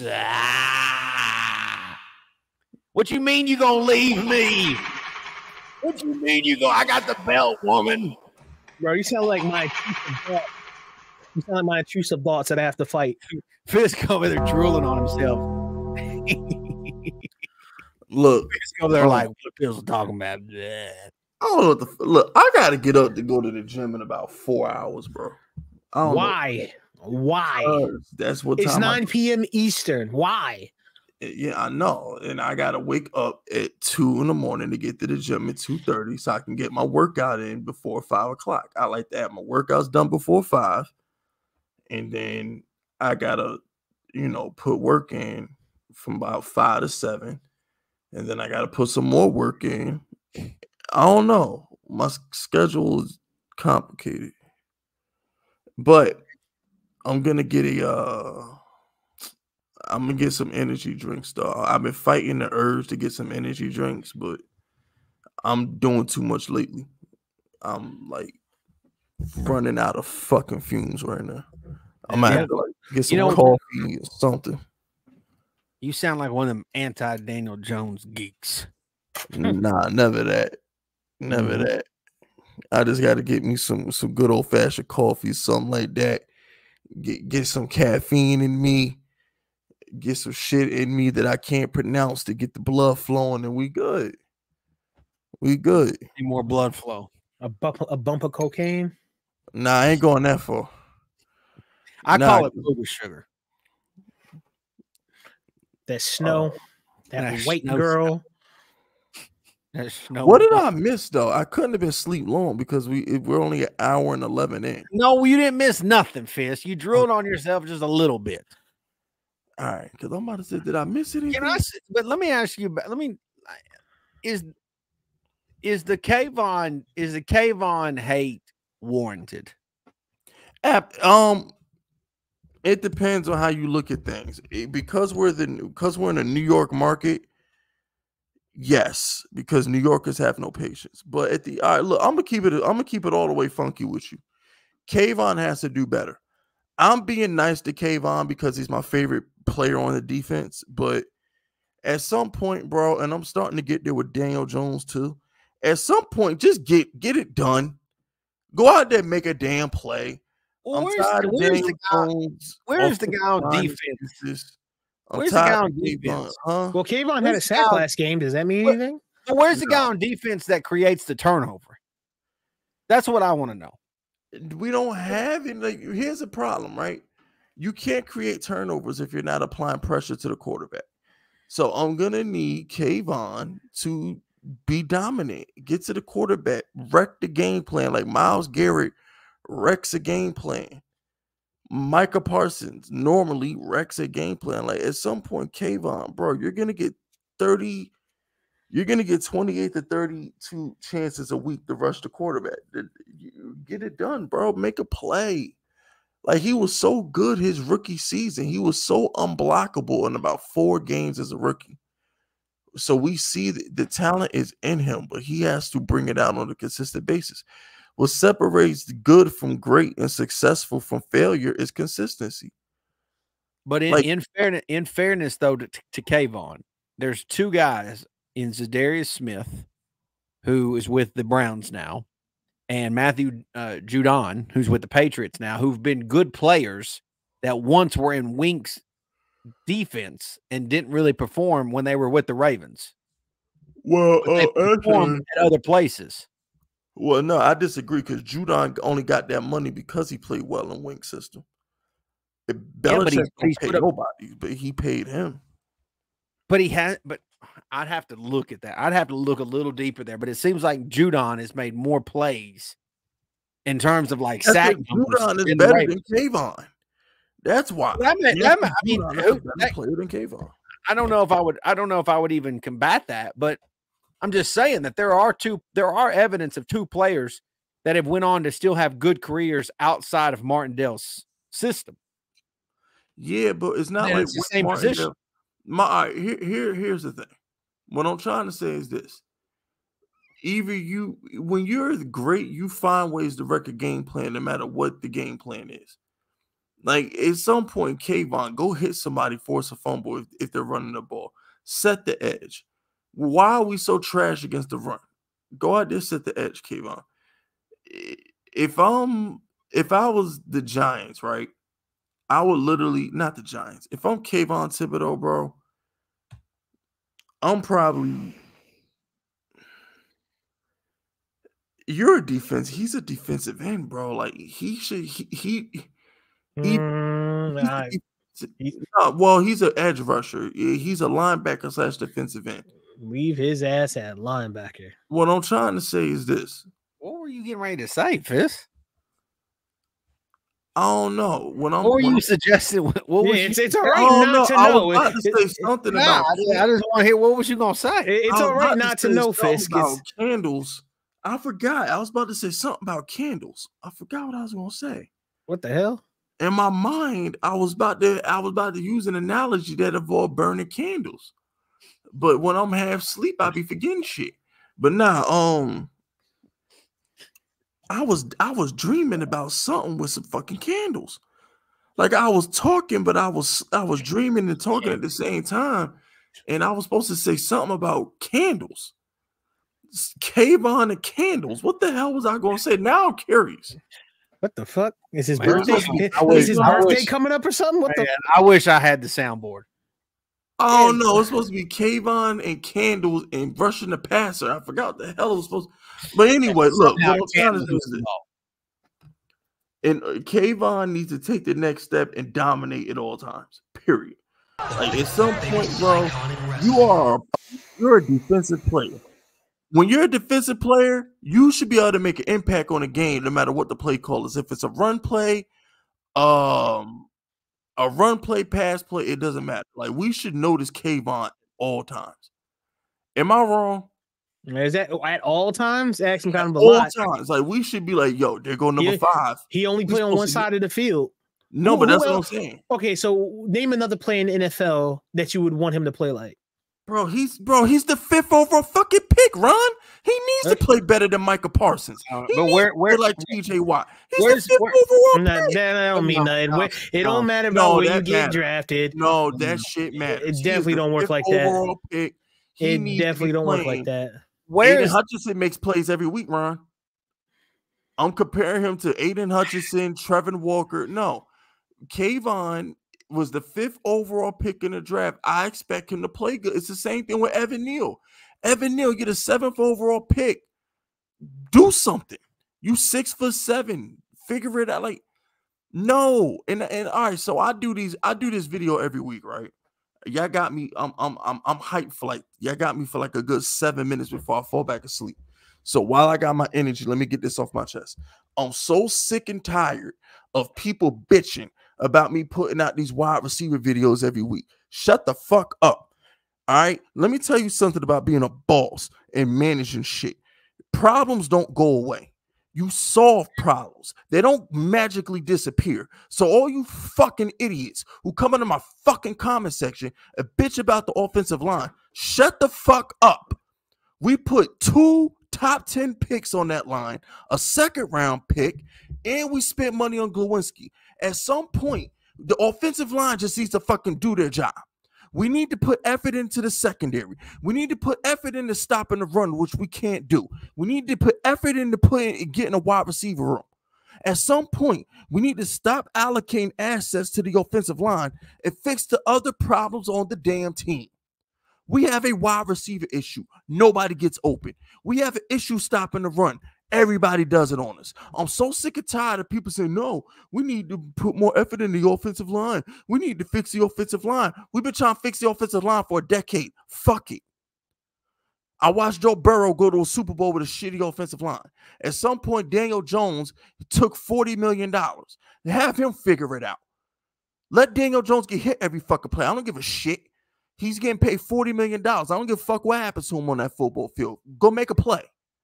If Daniel Jones got to get his fucking back broke every play to complete a pass, that's what he got to do. He took the money. Period. Once you take the money, I don't have sympathy. I lack sympathy for players when they take the money. Danny took $40 million. Let him go out there and figure it the fuck out. Fuck his offensive line. Fuck that. If you want to go get Daniel Jones a wide receiver, I'm cool with that. But this whole offensive line crap needs to stop. Maybe if we weren't allocating all our resources to an offensive line, we could have drafted Garrett Wilson with the 7th pick. I'm sure that would have turned out better than Evan Neal, huh? But no, we got to get an offensive lineman. We got to fix the offensive line. Fuck the offensive line. Coach it better. Scheme around it. Brian Dable and Mike Kafka. Oh, we're offensive masterminds. We're offensive geniuses. I'm sorry. If you were so fucking smart on offense, you'd figure out how to move the fucking ball with your shitty offensive line. I'm so sick of this offensive line shit. Hey, cranky Ron. Giants fans act like we the only fucking team who don't got 5 good linemen. So every other fucking team in the NFL who score points have 5 offensive linemen. So the Chargers got 5 offensive linemen. The Vikings has got 5 offensive linemen. Every team but the Giants has a good offensive line. Maybe the reason we don't fucking score is because our play calling is shitty and Daniel Jones is playing like a bitch and don't want to push the ball down the field. Wait a minute. Whoa. 22 passes. What is happening to you? Maybe it's that. Maybe if my quarterback let his fucking nuts hang and throw the ball down the field and take the hit like a fucking man, we will move the ball. Maybe if my play caller forced Daniel Jones to push the ball down the field, we will score points. How about that? Stop blaming the offensive line and blame our $40 million quarterback and our overrated play caller. How about we do that? At some point, the offensive coordinator needs to be aggressive. At some point, my quarterback needs a man to fuck up, take the hit, and push the ball down the field. Maybe then we'll score some fucking points. And how about we take the player, NFL and Jalen Hyatt, and put them on the damn field? How about we do that? What the fuck is the point in having a track team of an offense if you're going to throw slanted comeback routes on fucking game? How about we do that? Oh, no, it's the offensive line, Fisk. It's the offensive line. So what, we going to fix Daniel Jones' offensive line so this fucker can throw 5-yard comebacks all game and throw dump balls to the running back all fucking game? That's what you want to do? Fixing the offensive line, they're going to fix the play calling. The fuck are we talking about? I'm so sick and fucking tired. Offensive line. Shut the fuck up. Even if we have 5 good offensive linemen, we couldn't pay them all. Oh, yeah, so the Giants, we're going to draft 5 good offensive linemen. And in 3 years from now, we're going to pay them all? Tackles getting $25, $30 million a year. Guards is getting $20 million a year. You're never going to have 5 good offensive linemen. Ever. That's why it's a salary cap. Little dumb motherfuckers. Dallas had 3 good offensive linemen, and they covered up the rest. The Giants are the only team I've ever seen in my fucking life that can nail the center, nail the left tackle, and fuck up the rest. How can you not put together a competent offensive line when you have a great center and a great left tackle? How fucking dumb can you be? As a play caller, a GM, and a quarterback, how big of a fuck up can you really be to not be able to move the ball when you got a center and a left tackle? Oh, what? I got to get you a Pro Bowl right guard too? Oh, what? I got to go get you a Pro Bowl right tackle too? What are you, a fucking orchid? Everything has to be right for you to pop? Where is this coming from? Look at this shit. Everybody gonna love this episode. Wait a minute. So you start talking about candles, and then all of a sudden you flip on me. Everybody gonna love this episode, no matter what. No matter what side you on, you gonna love this episode. If you're on one side, you're gonna love the first 45 minutes. If you're on the other side, you're gonna love the last 45 minutes. So this is an episode for everybody. This depends where you listen to it. He started thinking candles, and all of a sudden it flipped. What the hell? No, because now I'm not Fisk Vegas anymore. Now this is just Ricky talking, and I'm fucking frustrated. I can only be Fisk Vegas for so long, so I'm sleepy as fuck. All right, so it's just they can't do, and we're fucking talking about offensive line, and that shit is annoying to me. I will give you this, Fisk. I will give you this. It would be nice to have a big time star-studded receiver. It would be nice. It would be nice to have that big time playmaker. But they guess what they did? They went out and got Darren Waller, and it ain't worked. It ain't worked so far. No. It's not about no. Hold on. No. Time out. I don't give a fuck about a Darren Waller. All right, he's a tight end. He's a fucking tight end. No. Darren Waller don't dictate coverage. You know, dictates coverage. Devontae Adams. You got to know where that fucker is every play. Yeah, Justin Jefferson. You got to know where that fucker is every play. Diggs. You got to know where that fucker is every play. Nobody give a fuck about a tight end. I give a fuck. They give a fuck about Travis Kelce? That's what I'm saying. Like, no, they fucking don't. You know why? Yes, they do. Because if they gave a fuck about Travis Kelce, he wouldn't catch 100-something balls a year. At best, your tight end is going to move the sticks and be good in the red zone. A tight end is never going to put the fear of God in the defense. You can't. A tight end. Okay, I'll give you the only example you can use, Fisk, is you can use the Vikings because they got a shit offensive line. Kirk Cousins is throwing 40 times a game. Okay, how about this? How many teams have a better left tackle than Andrew Thomas? But he hadn't played, Fisk. No. Fuck no. I'm talking about last year too. I'm so sick of this shit. How many teams have a better left tackle than Andrew Thomas? Man, I'd have to really think about this. It's only one, and it's the 49ers. That's it. You think Andrew Thomas is for sure the second? I think he's top. I think he's top 5. I'm sorry, he was an All-Pro player, right? The only tackle ahead of him on the All-Pro team was who? Trent Williams. Okay. So obviously everybody else thinks he's the second best tackle in the league as well. Okay, and that's fine. I can agree with that. All I'm saying is this: enough with the excuses. Enough. Maybe our offense ain't good because our offensive personnel don't know how to get shit done. Because I'm sorry, but if somebody, I live in reality. I wake up every day. I know what my flaws are, and I know what I know what I'm good at, and I know what I'm bad at. I had to evaluate my life every day. I know what I'm good at and I know what I'm bad at. Where I'm bad at, I work around it. Problems don't go away. You work around them or you solve them. The Giants have failed to solve it and they failed to walk around it. Period. Let's call it what it is. I'm so sick and tired of this trash ass team barely getting to 20 points every fucking year, every fucking game. Yo, man, we gonna get to 21? Can the Giants score 21? I'm sick of this shit. Throw the whole fucking team in the trash. That's the fucking problem. The problem is the quarterback and the play caller. That's the fucking problem. Fisk, you want to know the fucking truth? The truth is our quarterback needs to let his nuts hang, and the offensive coordinator need to let his nuts hang. No, stop making excuses about the wide receiver. I'm not making. What does that even mean? What does that even mean? Let their nuts hang. What does that even mean? What does that mean? Yeah, what does that mean? Let your nuts hang. Done. That means get it done. What does that mean? How? What way? How do you get it done? How do you let your nuts hang?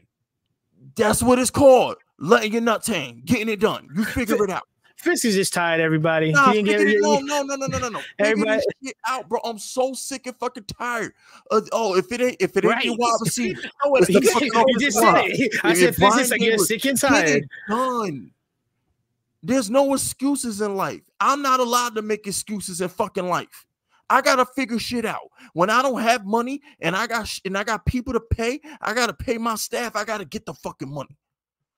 You think my life is, you think I can make excuses in life? Oh, I'm sleepy. I can't go to the gym. Oh, I didn't make enough money this week. I can't pay my staff. Oh, I got to cancel a video shoot because the funds don't. Life don't work like that. You got to figure shit out. That's how the best inventions in life were created out of necessity. When your back is against the wall, that's when you come up with your best inventions. For some strange reason, the Giants are the only team in the world that can't flourish when the back's against the wall. The Giants are the only team in the world who can't have an inspirational idea out of necessity. They just sit there and fail over and over and over and over again. And they wonder why the Eagles and Cowboys continue to pass them. Because the Giants are the only fucking team I know that don't figure shit out. Just get it done. Just get it done. You don't always have to have a solution. You think you're going to sit down and come up with a plan to become a millionaire? All 155 people in this chat who want to be rich one day. I want to be a millionaire one day. You just think you're going to sit down with a piece of paper and pen and write down $1 million plan? Life don't work like that. You got to go out there and figure shit out and get it done. If the front door is closed, go through the back. If the back door is closed, crack the fucking window. And if you can't get in the house, you burn that fucker down. One way or the other, get it done. Stop making excuses. At some point, maybe you just don't have the intangibles to be a fucking winner. And I'm starting to get there with the Giants. Maybe my quarterback and my coaching staff don't have the intangibles to be a fucking winner. Maybe it's that. But you could say that after Monday night, Fisk. I don't give a fuck. It's been 4 years. You have to give a fuck. I don't give a fuck. No. Figure it out. It ain't been 4 years. It ain't been 4 years. I don't fucking care. Second year because we in year 5, right? We in year 5. No, we in year 2. We in year 2 with Dable. I don't give a fuck, bro. Figure this shit out. You should give a fuck. And that plays a part too in the switching of the coaches. Hold on. I'm gonna do you one better. It's not just Daniel Jones. How about that defense put some effort and stop the run? How we got one of the best defensive linemen in the league making $100-something million, but we can't stop the damn run. Leonard Williams making $27 million a year, but we can't stop the fucking run. How about our defense put some effort and stop the run? How about that? I'm so sick of we got to blame Wink Martindale. It's the scheme. It's James Betcher's scheme. It's Patrick Graham's scheme. It's Wink Martindale's scheme. Maybe the players just need to fucking get it done. Put some effort into it. Figure it out. Stop making excuses. I'm tired of the excuses. Enough. You getting paid millions of fucking dollars to do a job. Do it. I'm tired of the excuses. Enough. For the offense and the defense. Figure it the fuck out. You know why they say you shouldn't make a plan B? Because the minute you think of a plan B, plan A already fucking failed. Go out there and play like your life depends on it. Go out there and play like you don't have another alternative. This team is so fucking used to losing, it makes me sick. Damn, sick of this shit. I don't think figure it out. I don't think. Fuck, bro. Get time for this shit. Making excuses for these fucking millionaires. Niggas want to get paid, but niggas don't want to put in work. Oh, I want my $40 million. Oh, I want my $20 million. Oh, I want my $15 million. Oh, I want to be the highest paid left tackle in the league. Y'all got y'all money now. Go figure that shit the fuck out. Fisk, you literally said in this show that like the guards suck. No, that was Fisk talking. Nah, I don't know what the fuck. Well, you needed to tell me when you flipped. I'm sick of this shit. You should have told me when you flipped. I'm sick of this shit. Nah, niggas want money now. Niggas got to put in work. I'm sorry. You know what happens to shooters that stop shooting? You know what we do to the shooter that stop shooting? They end up in a fucking trunk. They end up in abandoned buildings. That's what you do to the shooters who stop shooting. Period. Oh, yeah, I want to get put on with the team, bro. I'm going to put that work in, bro. Well, guess what? Now you riding in the big car. Now you sitting with us in VIP. You popping bottles. Don't get soft now. We're great. Let me stop. I'm done. Where the super chat at? Now I'm doing too much. But at the end of the day, when you get put on with the team, when you finally earn your stripes, that's not the time to get soft. That's not the time to get soft. The Giants have gotten soft. Dudes out here getting paid and playing like bitches. Dexter Lawrence, where are you? Why are we getting ran on? Danny, I don't give a fuck about your line. We got shut out. It took you 6 quarters to score. The fuck is wrong with you? But he put the team on his back in that game. Darren Waller, you're the highest paid tight end in the league, dropping fucking drag routes. The fuck is wrong with you? Darius Slayton, your bum ass got $12 million. No, make a damn play. No, fit. I'm sick of this shit. Andrew Thomas, your bum ass is hurt already. So we get one healthy Andrew Thomas season. So we get one season where Andrew Thomas is healthy. Sick of this shit. Nah, when you get paid, this is what made me turn my back on Eli Manning. This dude, Eli Manning, retired as the highest paid player in NFL history, but had like 8 double-digit losing seasons in his career. No, when you take that money, you produce. So sick and tired of players getting paid and not living up to their fucking contracts. Tired of making excuses for this fucking team. Y'all better go out there and figure that shit out. The fuck is wrong with y'all? My offensive line. Oh, here go Kayvon. Kayvon, here go Kayvon. You literally said this. It's the scheme. You said the guard. Just let it go, Cop. Just let it go. Drops me back in coverage too much. Fizzle, just let it go, bro. The fuck is wrong with these niggas, son? This dude, but Wink drops me back in coverage. Well, I'm sorry, Kayvon. When TJ Watt go in coverage, he get picks. When Myles Garrett going back in coverage, he smack niggas, calls fumbles. If Wink puts you back in coverage, Kayvon, make a fucking play. Damn. And you got Xavier McKinney getting trucked by fucking quarterbacks. I'd have cut his ass. I would have Jimmy Johnson. What? This dude fucking Xavier McKinney. Oh, I want to get paid. I want to get paid. You can't tackle Josh Dobbs? You fucking bum. Nah, bro. Sick of this fucking team, bro, making excuses and shit. Going down 21 points to the fucking Cardinals. The fuck is wrong with y'all? They won the game. Like, what does it matter? Give a fuck. And then they quit versus Dallas week 1. Dude returned a field goal and the whole team left the building. It was 7-0. The whole team left the building. We was done.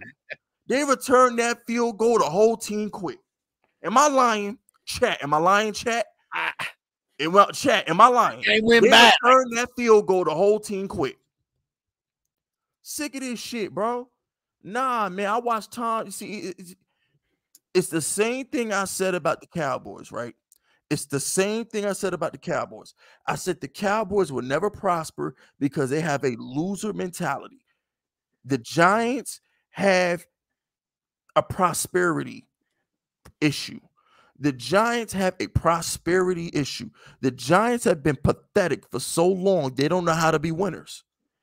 That's the problem with the Giants. They don't know how to be winners and sustain it. That's their problem. That's why you shouldn't tank. When you see all these GMs, right? You know why Joel Embiid can't win? You know why Joel Embiid will never win? Because Joel Embiid was raised in a losing culture.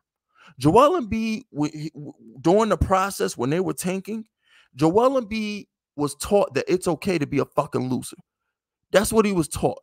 So now he's okay with losing. The problem with the Giants is they've been losers for so long that they're okay with this shit. It doesn't kill them enough, because if it killed them enough, they'd play better. That's what I respect about you. You know why the Houston Texans got the best quarterback out that draft? Because the football god says, we're going to reward the team that didn't tank. We're going to reward the team that won late in the season. That's why they got CJ Stroud instead of Bryce Young. You know why the team, you know why the Spurs ended up with Wembanyama? Because the Spurs put a good product on that court at all times. Greg Popovich did not tank. He had those players playing the right way. That's why they got rewarded, because they didn't tank. They didn't have a loser mentality. That's why. It's these fucking teams like the Giants who has these loser mentalities that what can go wrong will go wrong, and woe is me. We're the underdogs. We're supposed to lose. Let's roll over and play dead. That's what's wrong with them. I'm so sick of this shit. They have an inferiority complex. If the Giants was a person, they'd be like 5'7". That's their fucking problem. Go out there and play with some fucking pride, man. This shit is fucking annoying. You know, I had somebody in my comment section earlier today, or on Twitter, whatever, I forget. Somebody said to me, Fisk, I don't understand why you take shots at the Cowboys when they're clearly better than us. You shouldn't take shots at the Cowboys when they're better than us. No, that's what's wrong with the Giants now. They need to have that underdog mentality. They need to have that fuck you mentality. Maybe they'll play better. The Giants be going into these games expecting to lose. I'm convinced when the Giants play the Eagles and the Cowboys, they expect to lose. Why we can't get the Giants team that plays Washington? Why we can't get that team? Oh, let the Giants think they can beat you. Oh, when the Giants think they can beat you, oh yeah, we get Kirk Cousins versus Daniel Jones in that game. Giants went and took on a 13-win team on the road in the playoffs and played them like they were supposed to win, and went to Philly the next week and got their doors blown off because they knew they was going to lose that game. They got off the bus in Philly expecting to get beat.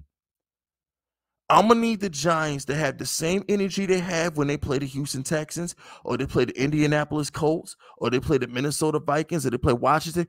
When the Giants play a team that they think they could beat, their confidence is through the roof. The minute they see a Cowboy or a fucking Eagle or 49ers, these motherfuckers turn into bitches. They dick go from 9 inches to baby shit soft. And I'm tired of it. Sick of this shit.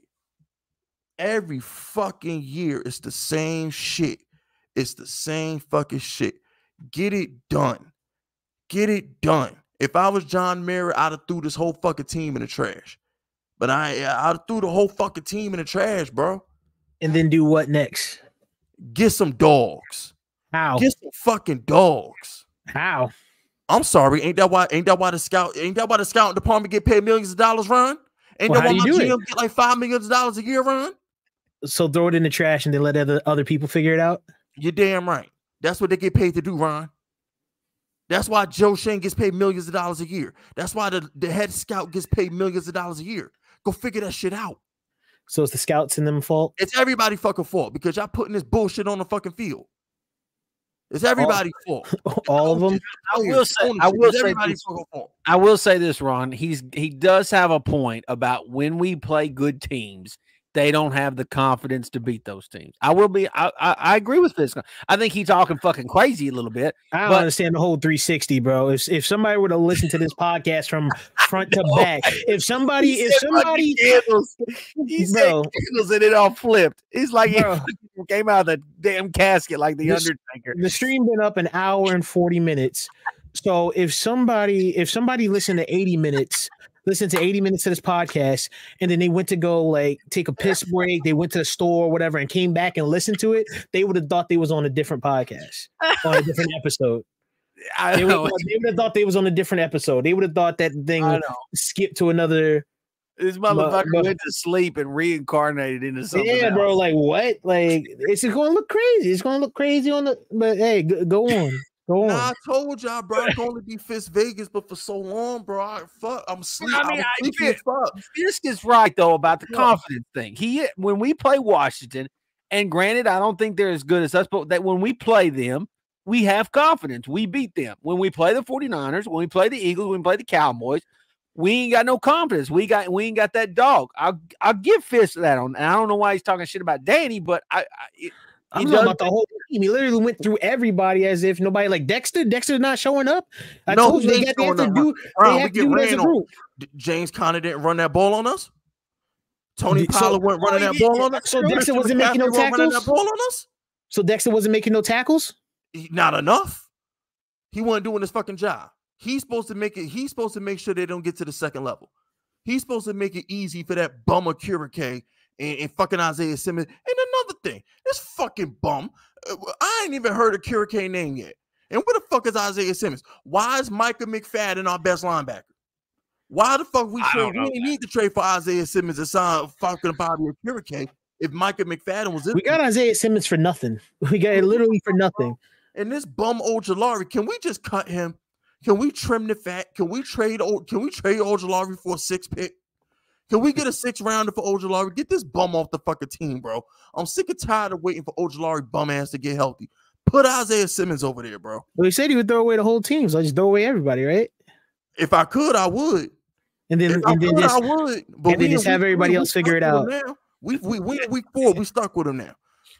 So we're gonna make the best of what we got. We're gonna throw that little bum Ojulari, get him the fuck up out of here. I'm sick of him.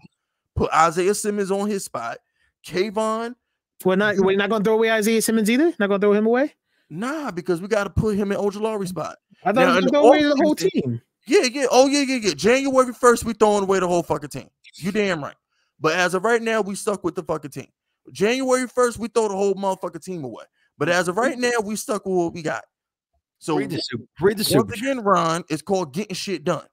So in the process of getting shit done, we're gonna have to evaluate where we're weak at and where we're strong at. I don't know where the fuck we're strong at because y'all can't do shit right. So I'm gonna leave that alone. But where we wrong at is Ojulari, he's soft. Get him the fuck up out of here. Put Isaiah Simmons over there. Bobby Akurike, if you keep fucking up, we're gonna bench you for Micah McFadden. And fucking the secondary fine. I ain't got no complaints. The secondary was actually playing pretty good. Xavier McKinney, you flat out just not gonna get paid if you can't tackle quarterbacks. And who the bum ass nigga who was making interceptions but ain't doing shit, nigga? Who the free safety? Pigeons, Peacock. What the fuck is his name again? The fuck is his safety name? Pinnock. Yeah, him. Do something. Do something. For real, bro. Can you do something? Damn, bro. How the fuck we miss? How many tackles did we miss versus the fucking 49ers? Letting Debo just truck us. Fucking 3rd and 15. They throw a screen and we get trucked like 4 times. Get the fuck out of here, bro. Nah, bro. Nah, man. No. This whole defense is pussy. The whole defense pussy. The dudes are throwing 5-yard slants on 3rd and 10 and trucking 2 people getting first downs. The whole team pussy. The whole fucking defense is pussy. And the whole fucking offense is soft. They weak. Ain't got no heart in them. None. No heart in them at all on offense. Are we losing to Seattle Monday night? More than likely, but that ain't the point. The point is, I fucking love it, Ron. I didn't say that shit. I didn't say that. Don't say I love it, Ron. I didn't say that was Fisk said that shit. Don't get us mixed up. Don't get us mixed up. I know sometimes you be like, oh, so Ron. Oh, I mean Fisk. Don't get it right. Right now is the time to not get us mixed up. Right now, I know we both black, but right now is not the time to get us mixed up. Please. Can somebody please explain to me why CJ Stroud is having a better year than Daniel Jones right now? So y'all mean to tell me the Texans have a better offensive line than the Giants? Somebody got to explain this to me.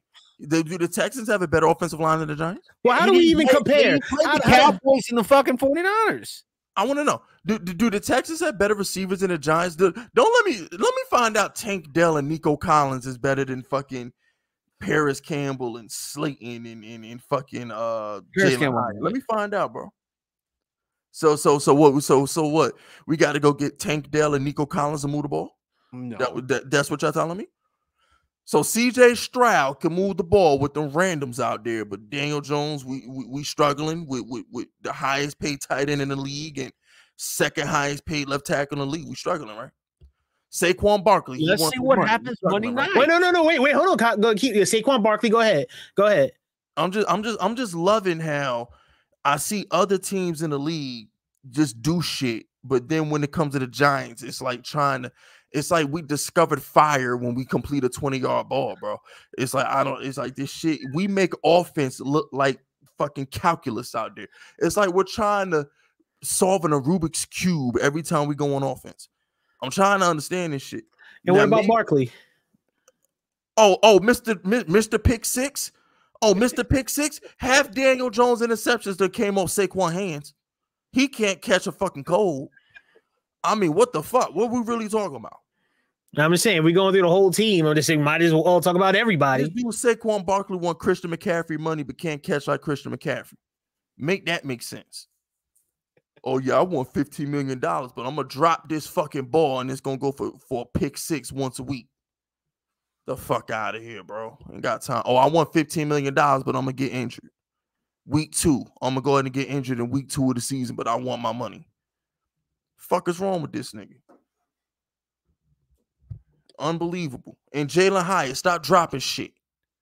This dude Jalen Hyatt drop a ball a week. I don't think I ain't see that shit. Drop the ball versus Dallas. I see the shit. Getting on my damn, the fuck is wrong with these niggas, man? How hard is it to go out there and do your fucking job? Do your job. Y'all not bums. Y'all are a talented roster that underperforms. That's what the fuck y'all are. Y'all are a lazy employee. If I could sum up the Giants as anything, the Giants are a lazy employee. First one in, they're the last one in and the first one out. The Giants clock in. If they got to get there at 1 o'clock, they're there at 12:59. If they get off at 10 o'clock, they clock out at 9:59. Don't get shit done the whole shift. That's what they are. A waste of fucking talent. It don't matter the coach. It don't matter the season. They are waste of fucking talent, and they're getting on my fucking nerves because I respect teams with backbone. I respect teams with heart, and I respect teams that get shit done. I watched Belichick win Super Bowls with bums. I just watched Mahomes win a Super Bowl with bums. Figure this shit out, bro. Tired of these damn excuses. Read the super chat, please. Shout out to Don J. I agree with us getting a receiver like T. T. Higgins is a fucking bum. Hodges and T. Higgins the same nigga. For real, like it's enough with the T. Higgins shit. T. Higgins and Isaiah Hodges the same motherfucker, bro. Like let's call a spade here. They both went to Clemson. Only reason why T. Higgins is nice is because he got Jamar Chase over there. What T. Higgins gonna look like when he get number one corner coverage? He gonna go to a team like the Giants, be the number one receiver, get double teamed to be a bitch. That's what's gonna happen to T. Higgins. Life is real easy when you got a generational wide receiver on the other side.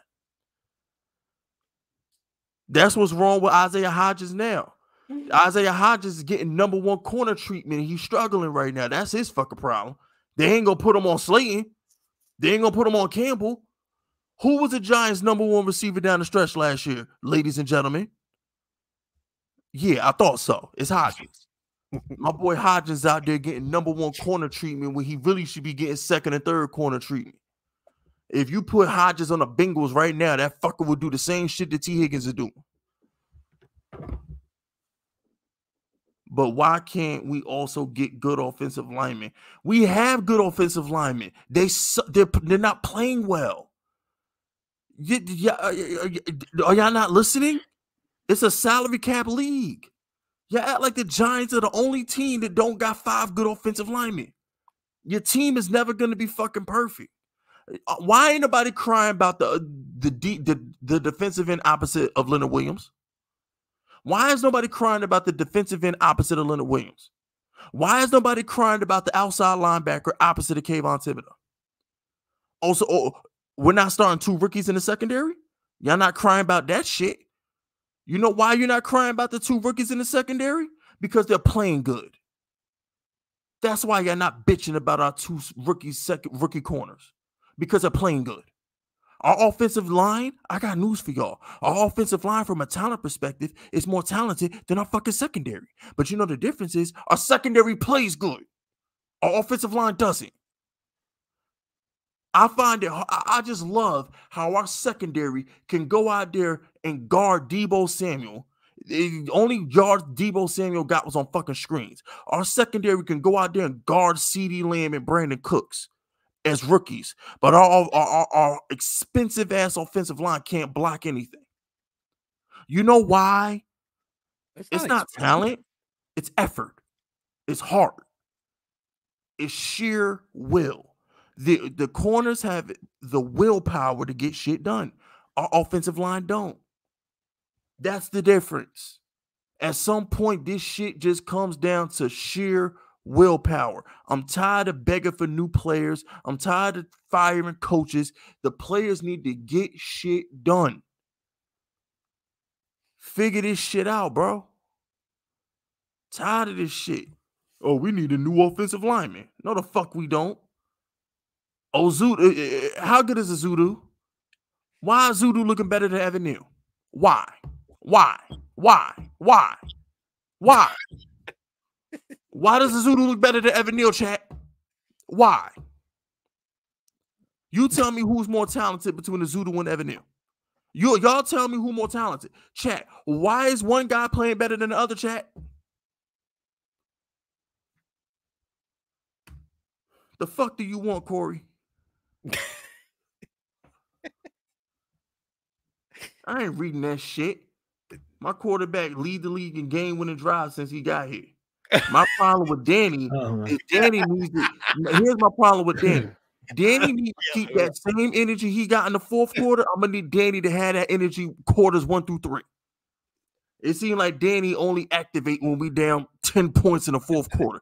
I need down 10-point fourth quarter Daniel Jones quarters 1 through 3. How about that? Maybe we should start the game down 10 points so Daniel Jones could fucking activate. How about that? Dubman says, Fisk, you are bipolar and too emotional. Whatever, bro. Shout out to Don J. See, Fisk, I agree with everything you're saying. I just feel like whenever this team plays a team that's playoff bound, they do look scared because this team ain't got no confidence. That's what's wrong with this fucking team, bro.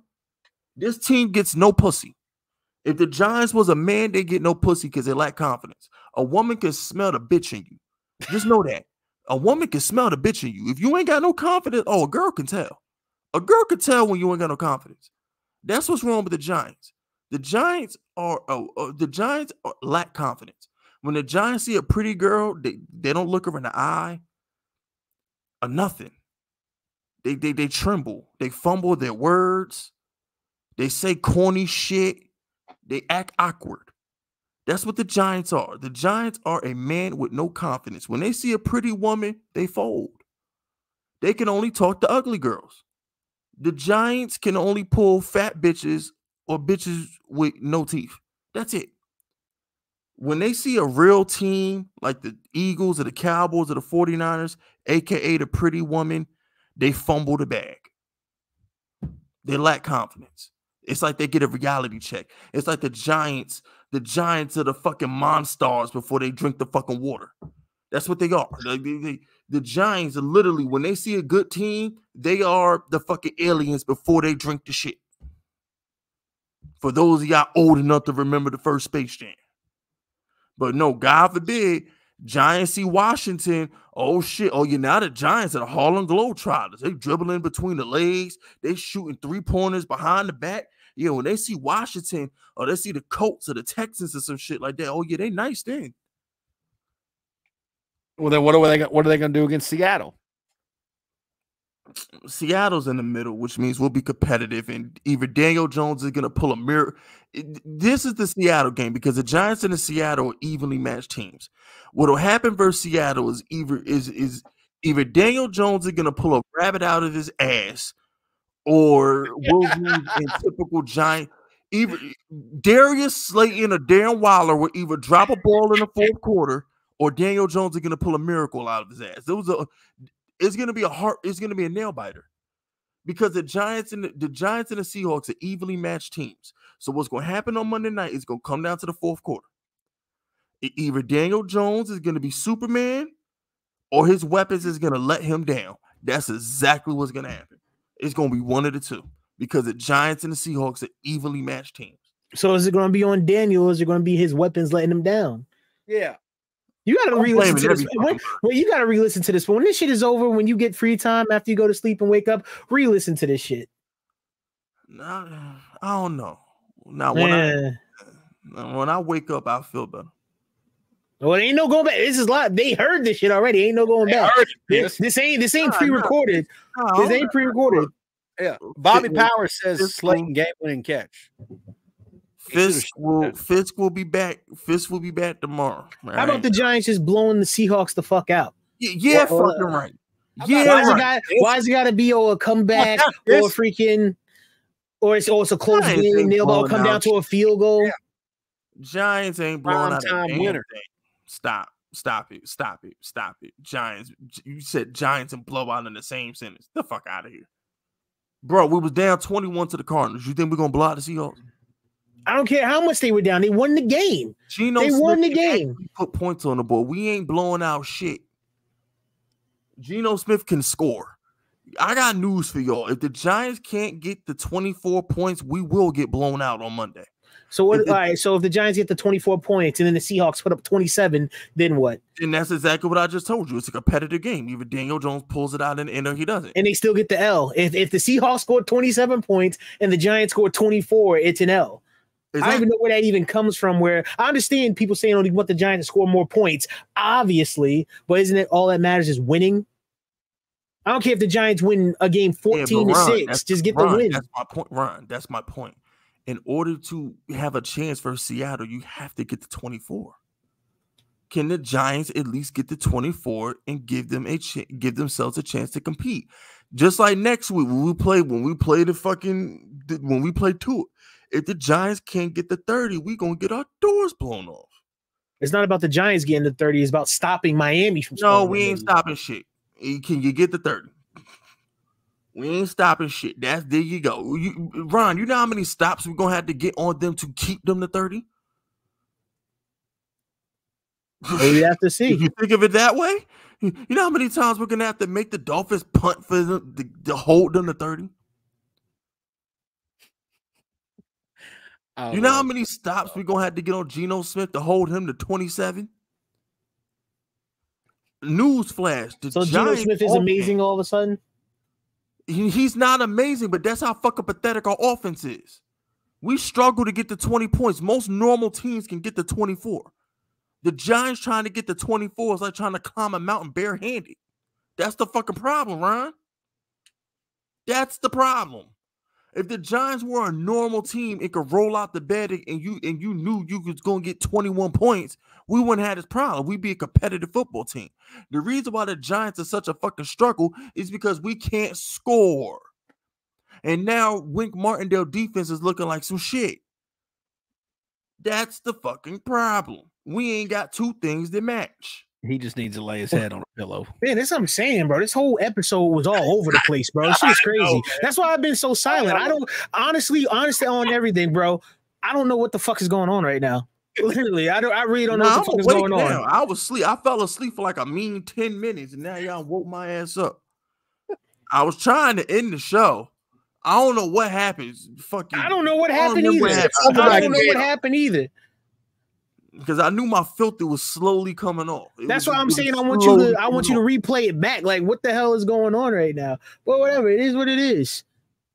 Nah, bro. I'm gonna tell you like I tell my girls. Like, eventually, like the more you're around me, the more eventually I'm gonna like be myself. Well, what is being yourself? That's what I'm saying. What is being yourself? Is it the last hour or the hour before that? I don't know. Like I said, and that's the problem. You don't know. Like, what are we giving the people? I don't know, man. Like it looked crazy. Listen to this episode back. It's crazy, bro. The episode is crazy, bro. They gonna love this, bro. I just wanted to go to sleep, bro. No matter who is listening to this podcast, they just have to pick a half. We've been up exactly 2 hours and 1 minute. They just have to pick a side. If you're on this side, okay, listen to the first hour, then cut it off. If you're not on that side, then hey, start at the 1 hour mark. Literally, bro. The tale of two halves. Damn right, man. I was trying to go to sleep, and then I don't know, because I was something about that candle, bro. I was like, the fuck, and then I don't know, man. I don't know. I'm good now though. Now I'm sleepy again. We good. I'm sleepy again now. We straight. Now I'm gonna go to sleep. You know what I'm saying? I'm gonna be good. We good now. So and the craziest part, sorry, not even cut you off. And the craziest part is, based on what happens in the future, they're gonna be like, oh well, on episode 44, Giants Outsiders, in the second half, you said this. Or they're gonna say, oh, he's saying this now, Fisk, on Giants Outsiders episode 44. In the first half, you were saying this. So I'm telling you, it's coming. From a viewer standpoint, it's already coming, bro. I'm gonna check this out. Fisk Vegas left this stream about an hour ago. I took that mask off an hour ago. Okay, I will get back in character for tomorrow videos. All right. What do you mean character? In order for me to finish this stream, I had to fucking be myself, because I ain't had the energy to be Fisk Vegas. All right. I apologize, everybody. Fisk Vegas will be back tomorrow. All right. He will be back tomorrow. Okay. My bad. Fisk Vegas will be back tomorrow. My bad. You know what I'm saying? I ain't had the strength to be Fisk Vegas the last hour of this stream. I was mad sleepy. You know what I'm saying? So it is what it is, though. What's done is done. These little bum ass niggas need to get shit done. How about that? I took notes, Ron. Hey, motherfucker, get shit done. Ain't no notes needed. Like I said, I'll be back to my normal happy self. Fisk Vegas will be back tomorrow. Okay. But Ricky won't try to hear that shit. So fucking yeah, like I said, it's only a matter of time before I reveal myself, and it is what it is. So I don't think we got nothing else to say. Chat is I got a super chat in the queue. Who the fuck is this? Corey, fuck you. Anything else we need to say? You know what I'm saying? 1 in 6. Corey, you know what, Corey? God bless, bro. I wish you the best, man. You know, like Corey's one of those people. Like, let me tell you something about Corey real quick, right? You see, Corey's one of those people that make me feel better about me. You see, every now and again, I see somebody who's inferior to me, and it makes me feel good about myself because I'm so fucking good looking. I'm tall. I got money. The bitches love me. And every now and again, I get into a bad mood. And when I get into a bad mood, every now and again, I see somebody like Corey, and it makes me appreciate who I am. So, Corey, thank you for being you, because it's people like you that make people like me special. Thank you. I appreciate you, bro. God bless. Keep doing you.